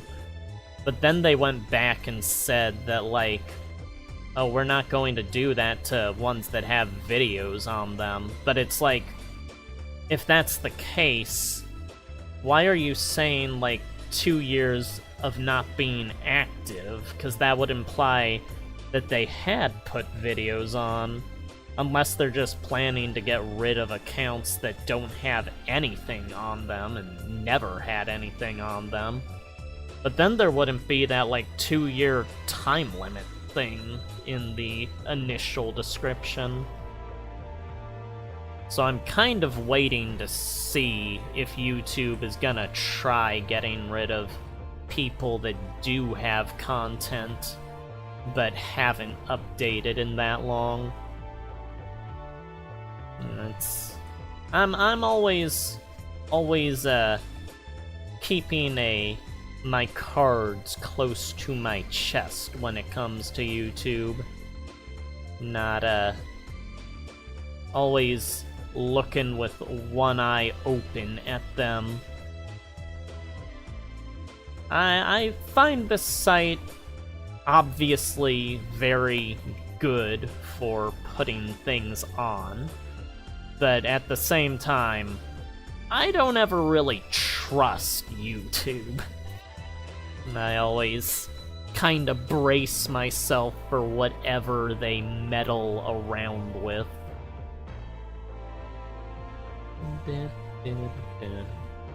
First they got rid of the star system, then they got rid of dislikes, then they got rid of me.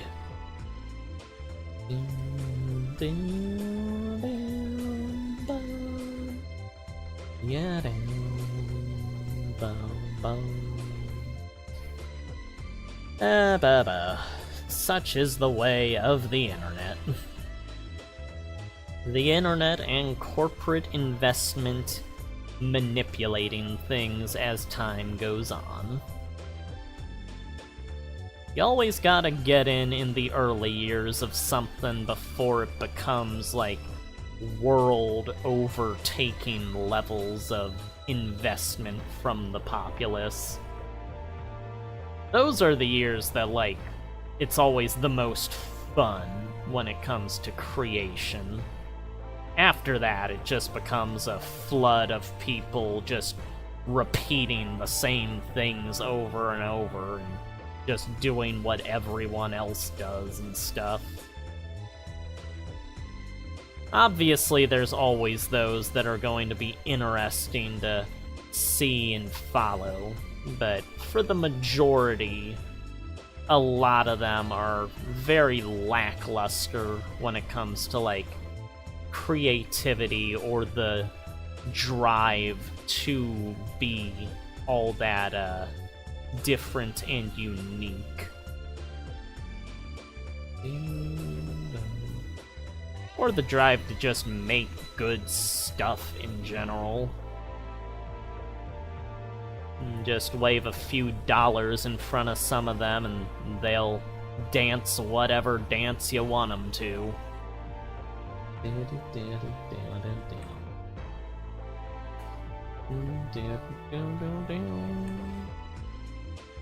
Although that is how jobs work. I never really saw YouTube as a job, though. It's kinda just a place to put stuff that you create and have a fun time doing.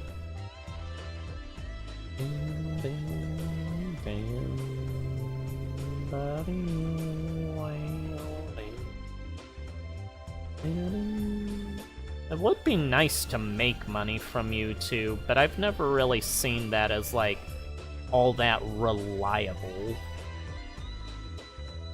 It's part of why I put up a Patreon thing. That always seemed like the more proper way to go when it came to creators and the money they, like, make on stuff. Because really, when it comes to, like, YouTube and money, you're, like, not getting anything unless you're getting insane amounts of views and stuff. And a lot of what that leads to is just doing what the general audience more appreciates. Not for everyone, but for most people, that's what leads to the quote-unquote success. Then it just becomes kind of tired to look at a lot of times. But it's what resonates with the populace, usually.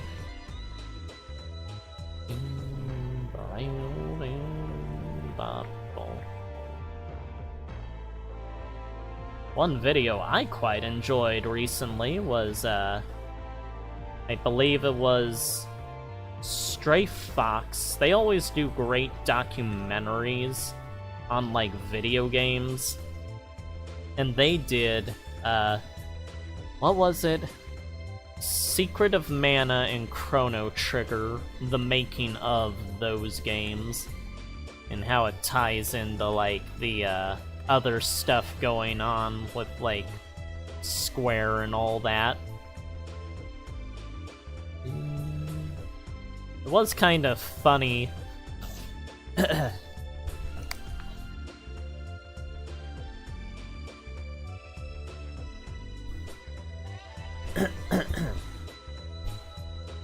Yeah.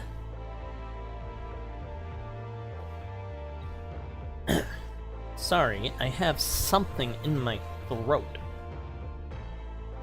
Yeah. I was saying it's kind of funny seeing that documentary and seeing, like, Akira Toriyama there alongside, like, the video game creators. Because Akira Toriyama always looks like a very kind of funny guy to me, just the expressions he always has. He always has, like, a doofy smile on his face and stuff. Just seeing him alongside the other guys was just... felt kind of... like, two more normal guys and then this just comedy guy on the side. It's like when you see the scientists in Resident Evil and then there's just Wesker in his sunglasses and a lab coat next to them. That kind of atmosphere.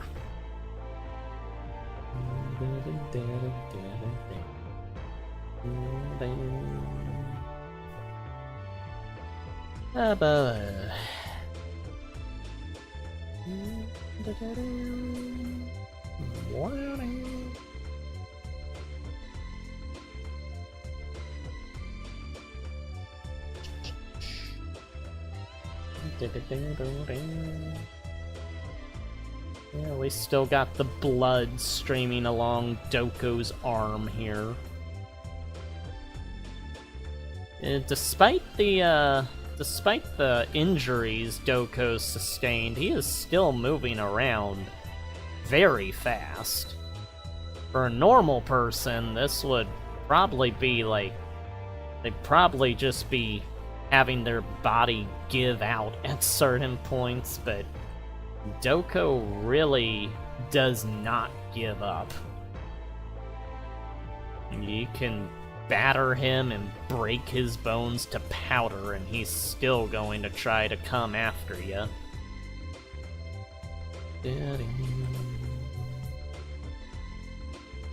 The spirit of a hero.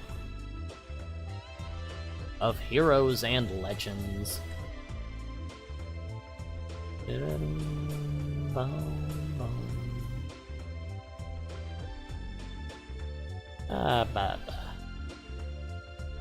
Doko is sort of...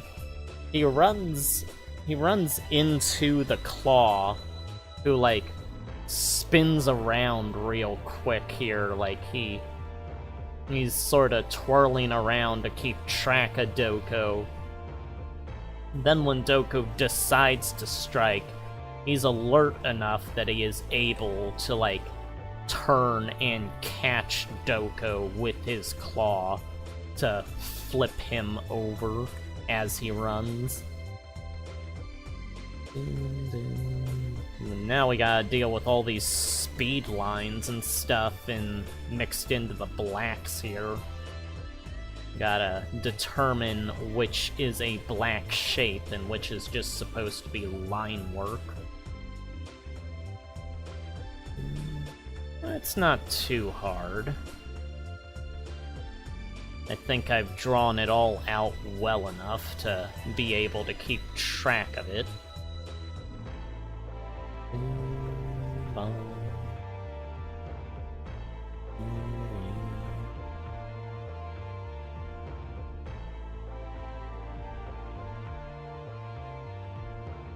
Okay, let's see. Get rid of this. Okay, that is a speed line. Yeah, since it's all black objects here, the speed lines have to be like... you have to like leave white spaces as the line. Since if you did normal lines, it would just be like making everything black. And then there would be no speed lines.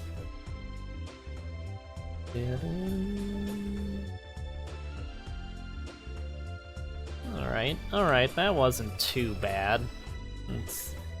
Most of the speed lines are not over the black areas, it doesn't look like. So it's not too much of an issue to determine where to fill in.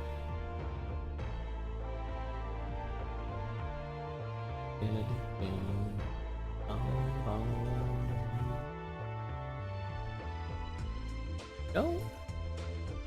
Get that little bit there. Get this foot here. There we go. Alright, we got all the... I think this is the last Claw's pants we have to do on this page. We are getting towards the final panels of this. Obviously, I will be doing some editing off camera.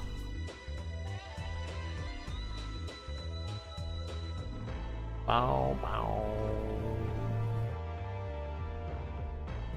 Got Doko's eyes filling up a bit of the goggles here. Like the pupils of them. Let me see if I can find a different track to play.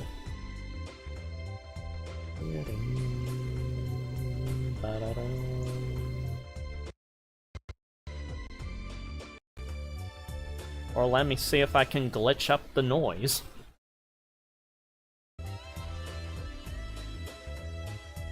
Okay. They really want me to play Freedom Planet here.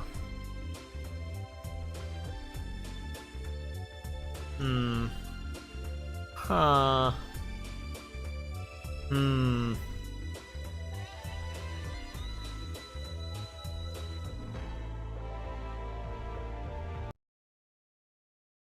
You know, maybe I can try playing an actual song.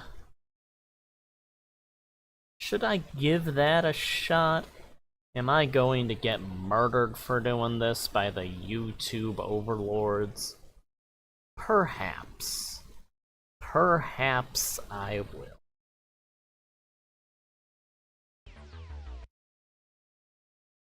Provided to YouTube.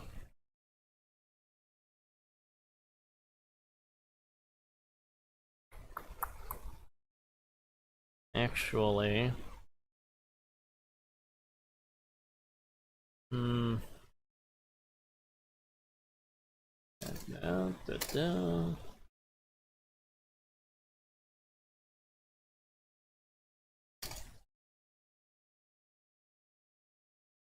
Let me see here. What is it?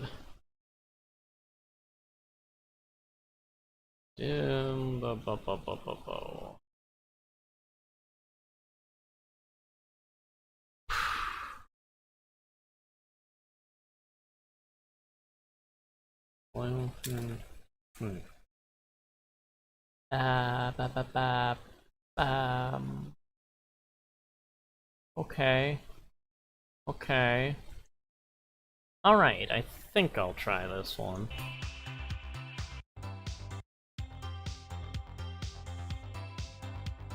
Okay. We have music now.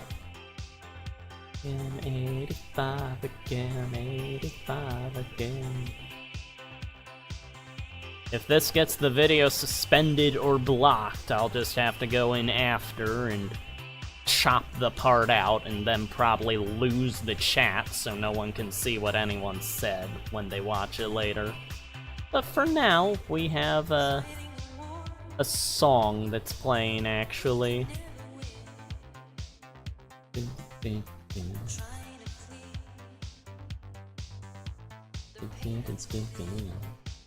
Yeah, I always found this to be a pretty soothing tune.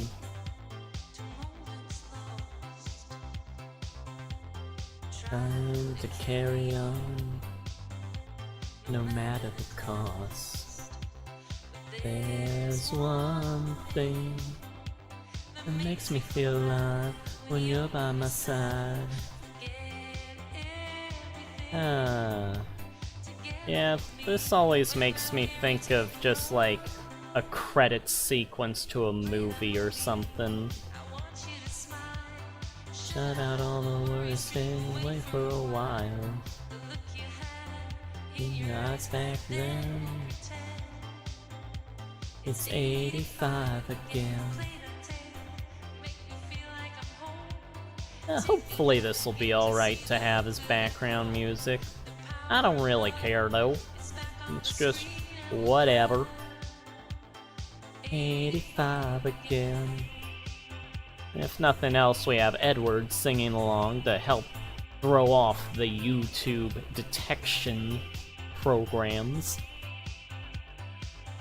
85 again, 85 again. But really, none of that ever works. If YouTube is gonna find you out, they're going to find you out.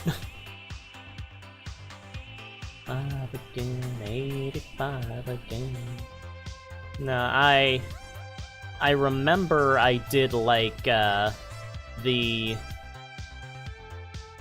did a video game version of Romantic Ageru Yo for the like outro to my Dragon Ball video and mixed it with the lyrics version from the show. And that was enough to get it detected, but there was like no issue with using it, so like it's not making money, but none of my videos make money to begin with, so that doesn't really mean anything to me. Long as I can use it for like the outro part, that's all I cared about.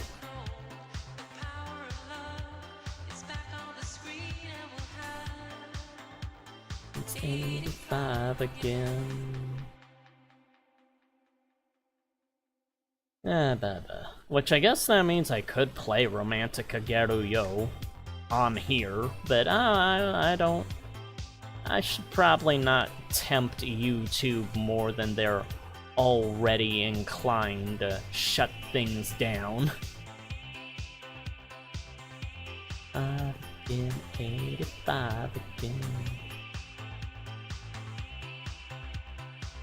You know, sometimes I think of like a video that would be made at the very end of like human society, or at like the end of the internet. And this is one of these songs that I've envisioned playing as like a credit sequence of the internet, as like images and animations play over the background, just illustrating the history of the internet. Something makes me feel like when you're by my side.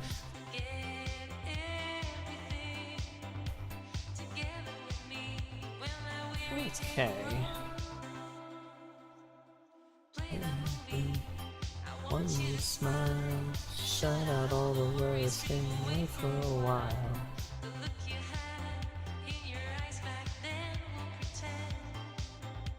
It's 85 again.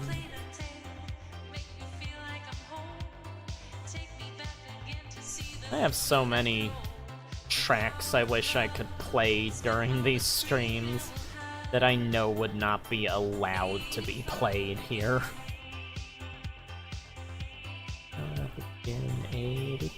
again, 85 again, 85 again.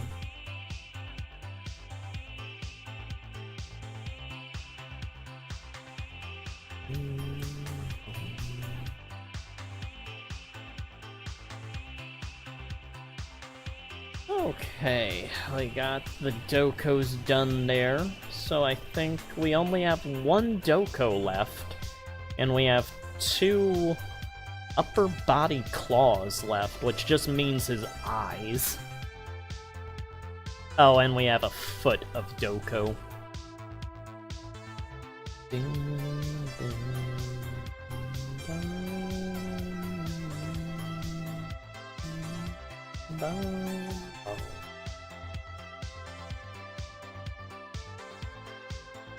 Yeah, I'm thinking maybe trying to make pumpkin bars after this.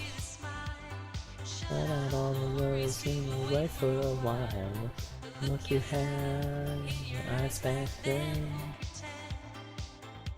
It's 85 again.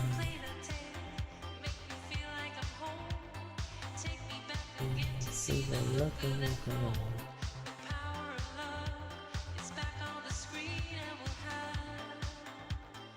85 again.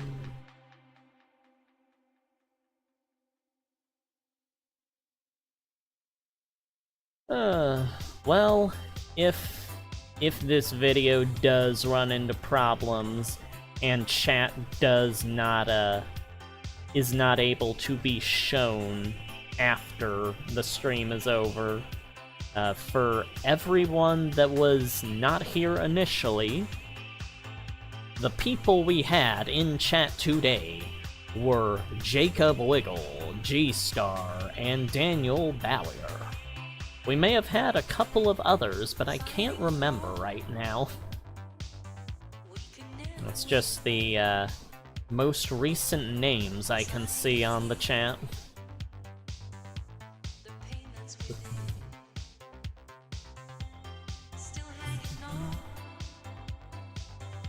Some moments lost, trying to carry on, no matter the cost. Makes me feel right when you're by my side.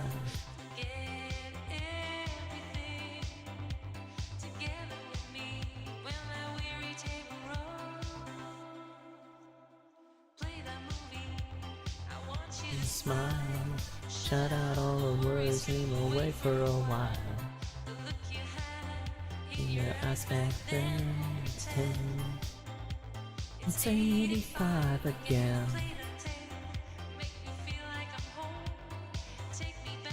I did like animating Edward singing Makafushigi Adventure at the start of the Dragon Ball review. Singing in front of people is something that naturally is something I'm inclined not to do, so having that animated with, like, Edward getting embarrassed at the start was kind of a cute way to start the Dragon Ball video off. Dragon Ball Badet.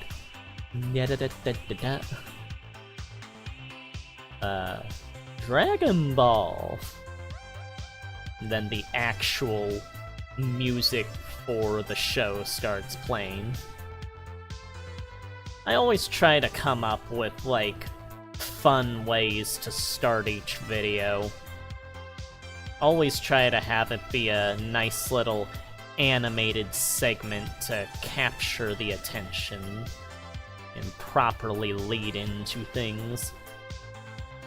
The Bionicle one remains arguably my favorite. There was a lot of work that had to go into, like, the wires that come out and slam into Edward's head and everything.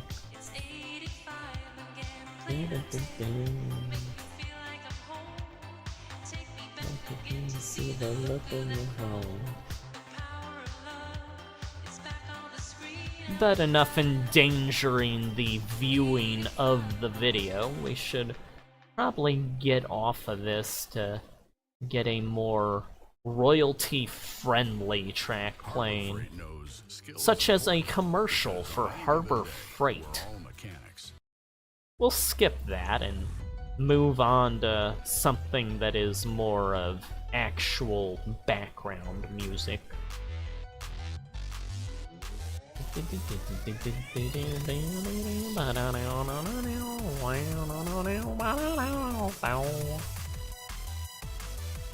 I always liked the introduction to, like I liked level 1 of Wily's castle in Mega Man 8 music-wise. Obviously, you have the duck, duck, jump, jump thing to deal with. That's annoying, but music-wise, it feels like a pretty proper introduction to a mad scientist evil lair.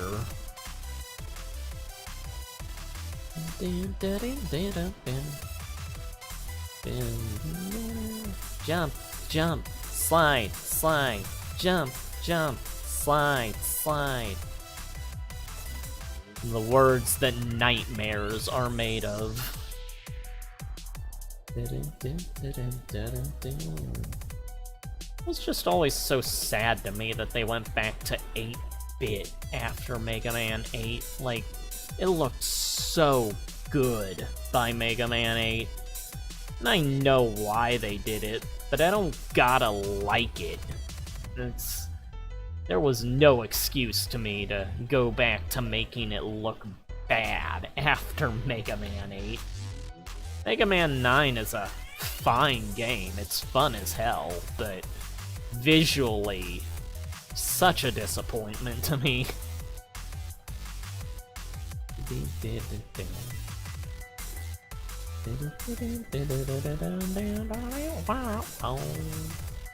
If I remember right, Mega Man 8 is called, like, Rakuman 8 Metal Heroes in Japan.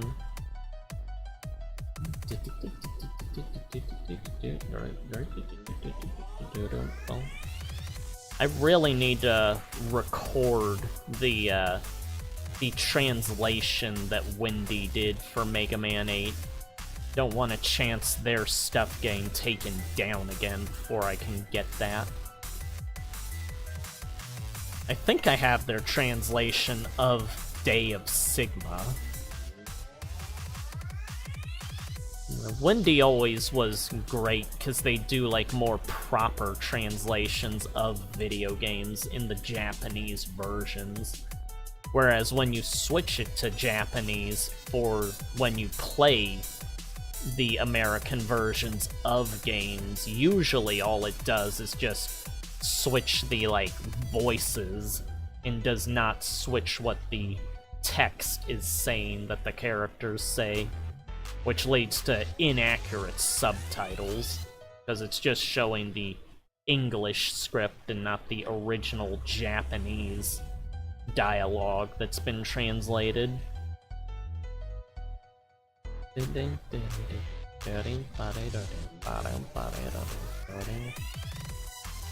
no one's ever seen, like, proper translations of, like, Sonic Adventure and stuff like that, should absolutely look at Wendy's translations. They go by Wendy Gaylord now, but they used to be Wendy Gitlord before they were originally taken off of YouTube. People have put their stuff back up in the years since, though. A lot of it. I don't think all of it has been preserved, but Wendy probably has all of the stuff on their, like, computer. Probably not on YouTube anymore. Fair amount of it has made its way back onto YouTube, though.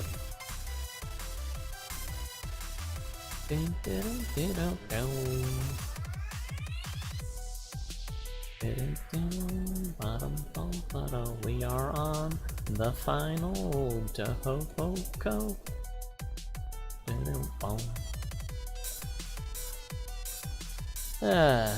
It'll be nice to try out the pumpkin bars stuff. How's this work? Let me take a look at this for a second. Okay, I think I understand it. Yeah, this is the leg, and it's got like a speed line of white through it. That was like confusing my eyes. Needed to take all the black away to reorganize my mentality viewing it.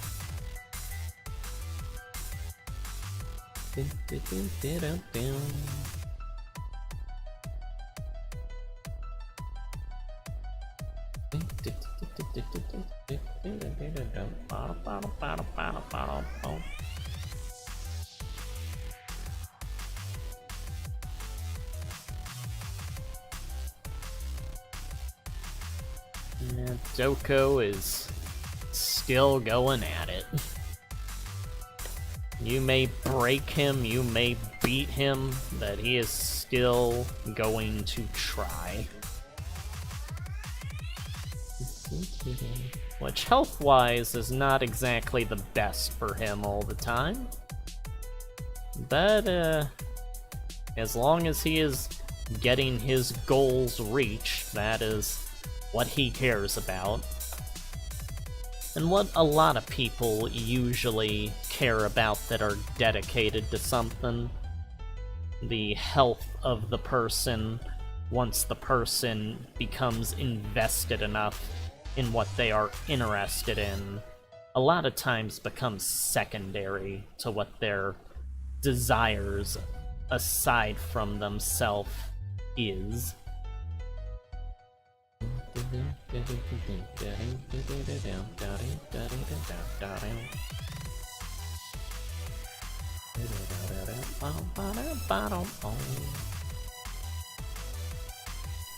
Yeah. Tesley and Mech are the ones that really care about preserving themselves and keeping themselves safe.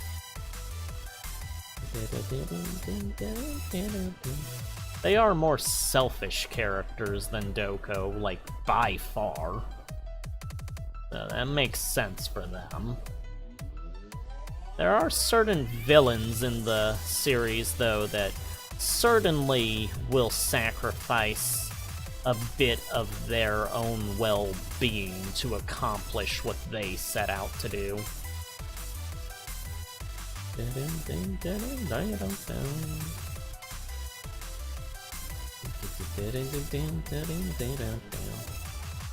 Yeah, once you drop that whole preserving the health of the person that is doing stuff aspect, they start to become more of a threat towards things that are against their ideals.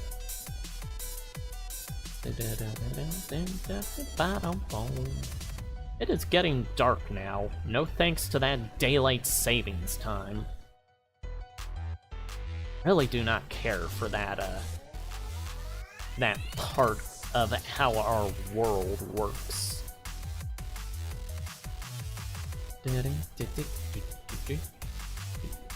But I'm still here, I'm still working. It's, never going to stop that.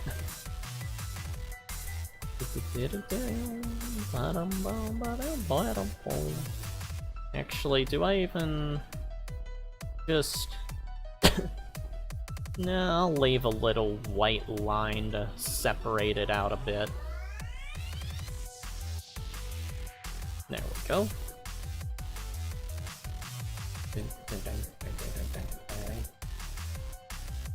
Yeah. Wily, Dr. Wily was always... He was like... He made very dangerous stuff, but he was always less of like an imposing character to me when like compared to Dr. Eggman. Because Dr. Eggman is like there on the front lines always trying to kill you. And Dr. Wily, he's always just at the end of the game and then like whines and cries and begs for you to forgive him every time. With Eggman, he goes out of his way to try and make sure you get killed. Even if he's, like, going to die sometimes.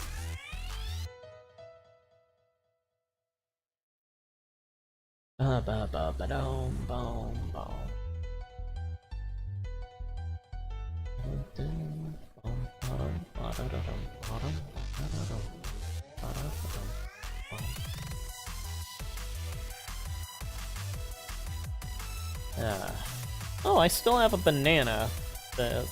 Like, I haven't finished it. I couldn't tell, because, like, it's so dark in here now.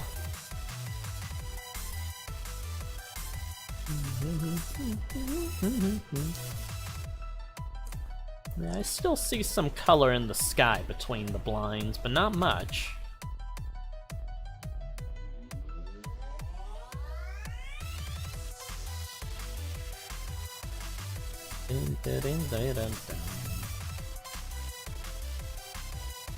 Don't worry, if any of these streams ever get taken down, I do have them all saved to my hard drive.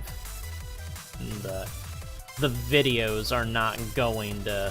well, they may be lost from the internet, but they'll always exist, at least. When Edward is feeble and old and on his deathbed, he will, like, drop every single file he has collected over the years. All the videos lost to time will be released back into the wild, and the government will crumble as they try to micromanage all the stuff they need to take down. Thus the new world shall begin. Edward's plans of insurrection and world chaos shall commence. Then that's when the consciousness gets put into the mechanical body, and he survives on in secret to see how society rebuilds or constructs itself in the aftermath.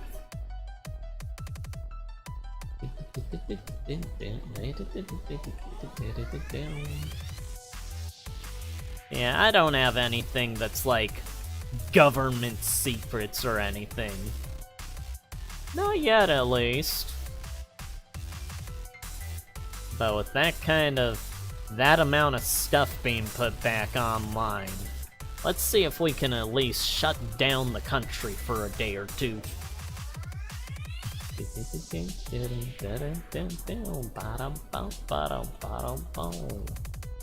Yeah, by that point they'll probably have terabytes upon terabytes of operations to take care of any amount of stuff that gets put on the internet.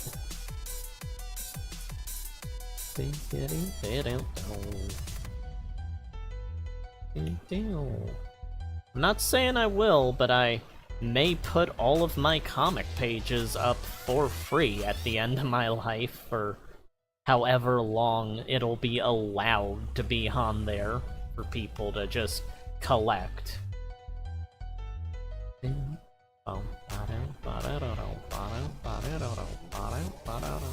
Although I guess that's not all that different from what I've been doing over the decade. Like, every single page of the comic is available on DeviantArt. That'll change once I get to remaking the first comics, but until then, all the pages are readily available for people to look at.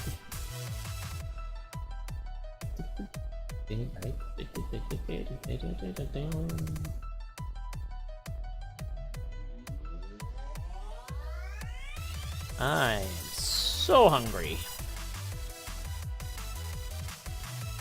But don't eat, just draw. Just draw, just create.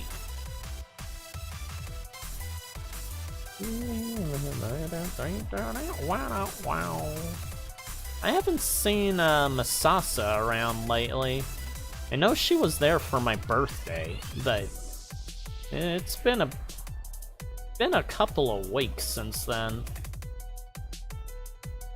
She has little bouts where she'll just disappear for quite a while, and then pop back up out of nowhere.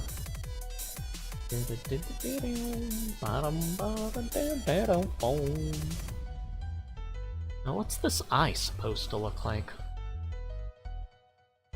Yeah, I'll just do it like this.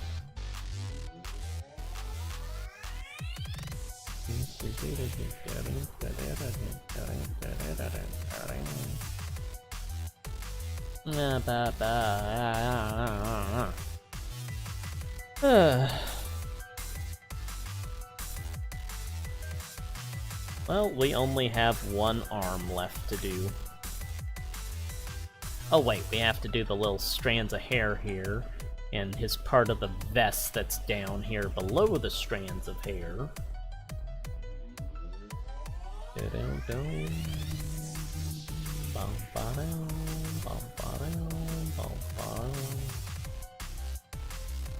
Alright, do the vest.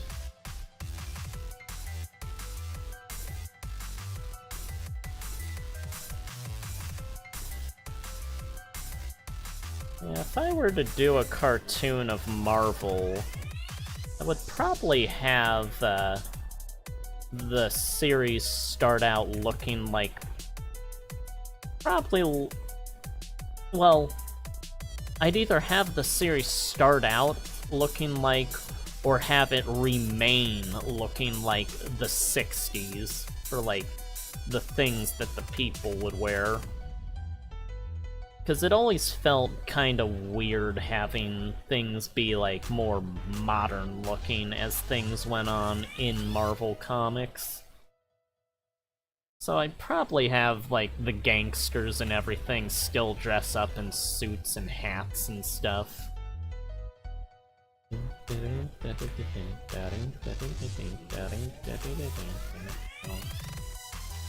Oh, and I'd absolutely have the original Captain Marvel, not Carol Danvers starting out as that.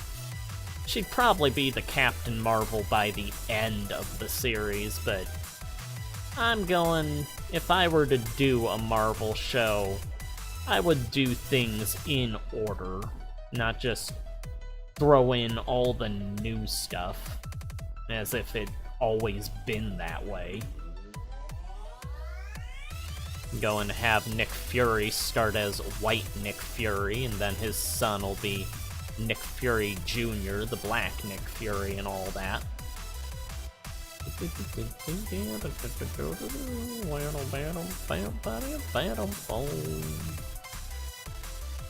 For this comic, though, we are getting towards the end. We are on the very last thing to color in, which is Doko's arm here, as he hits the ground after managing to kick the claw in the face.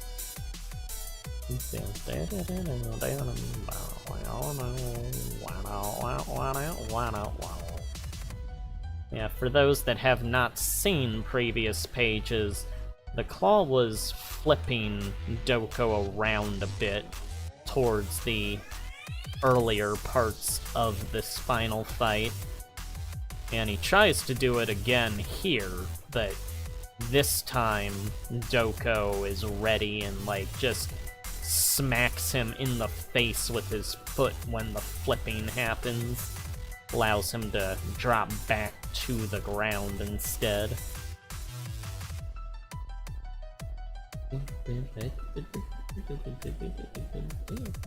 And that is the end of what we were working on for this page.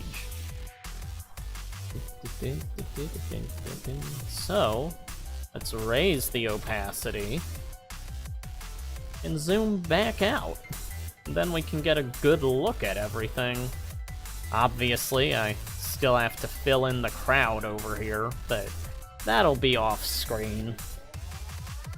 Yeah, for what we got done, Doko, he was elbowed in the face by the claw, which sent him hitting the ground and then bouncing back up to the outside of the ring, which he just barely manages to grab onto. And he has, like, his injured arm that he can't use anymore slung over his throat from where it ends up falling in that process. That he ends up being able to clamber back onto the arena. And obviously, in universe, the Claw does not see this, nor does anybody, but Doko rips through the comic panel to charge into, like, his twirl around the Claw. And then the Claw, he still is able to figure out where Doko will be and flips him over. But instead of Doko just being flipped and dismissed, this time he actually manages to hit the Claw in the cheek. And he just gets dropped back to the ground. And that is where the next page shall commence from.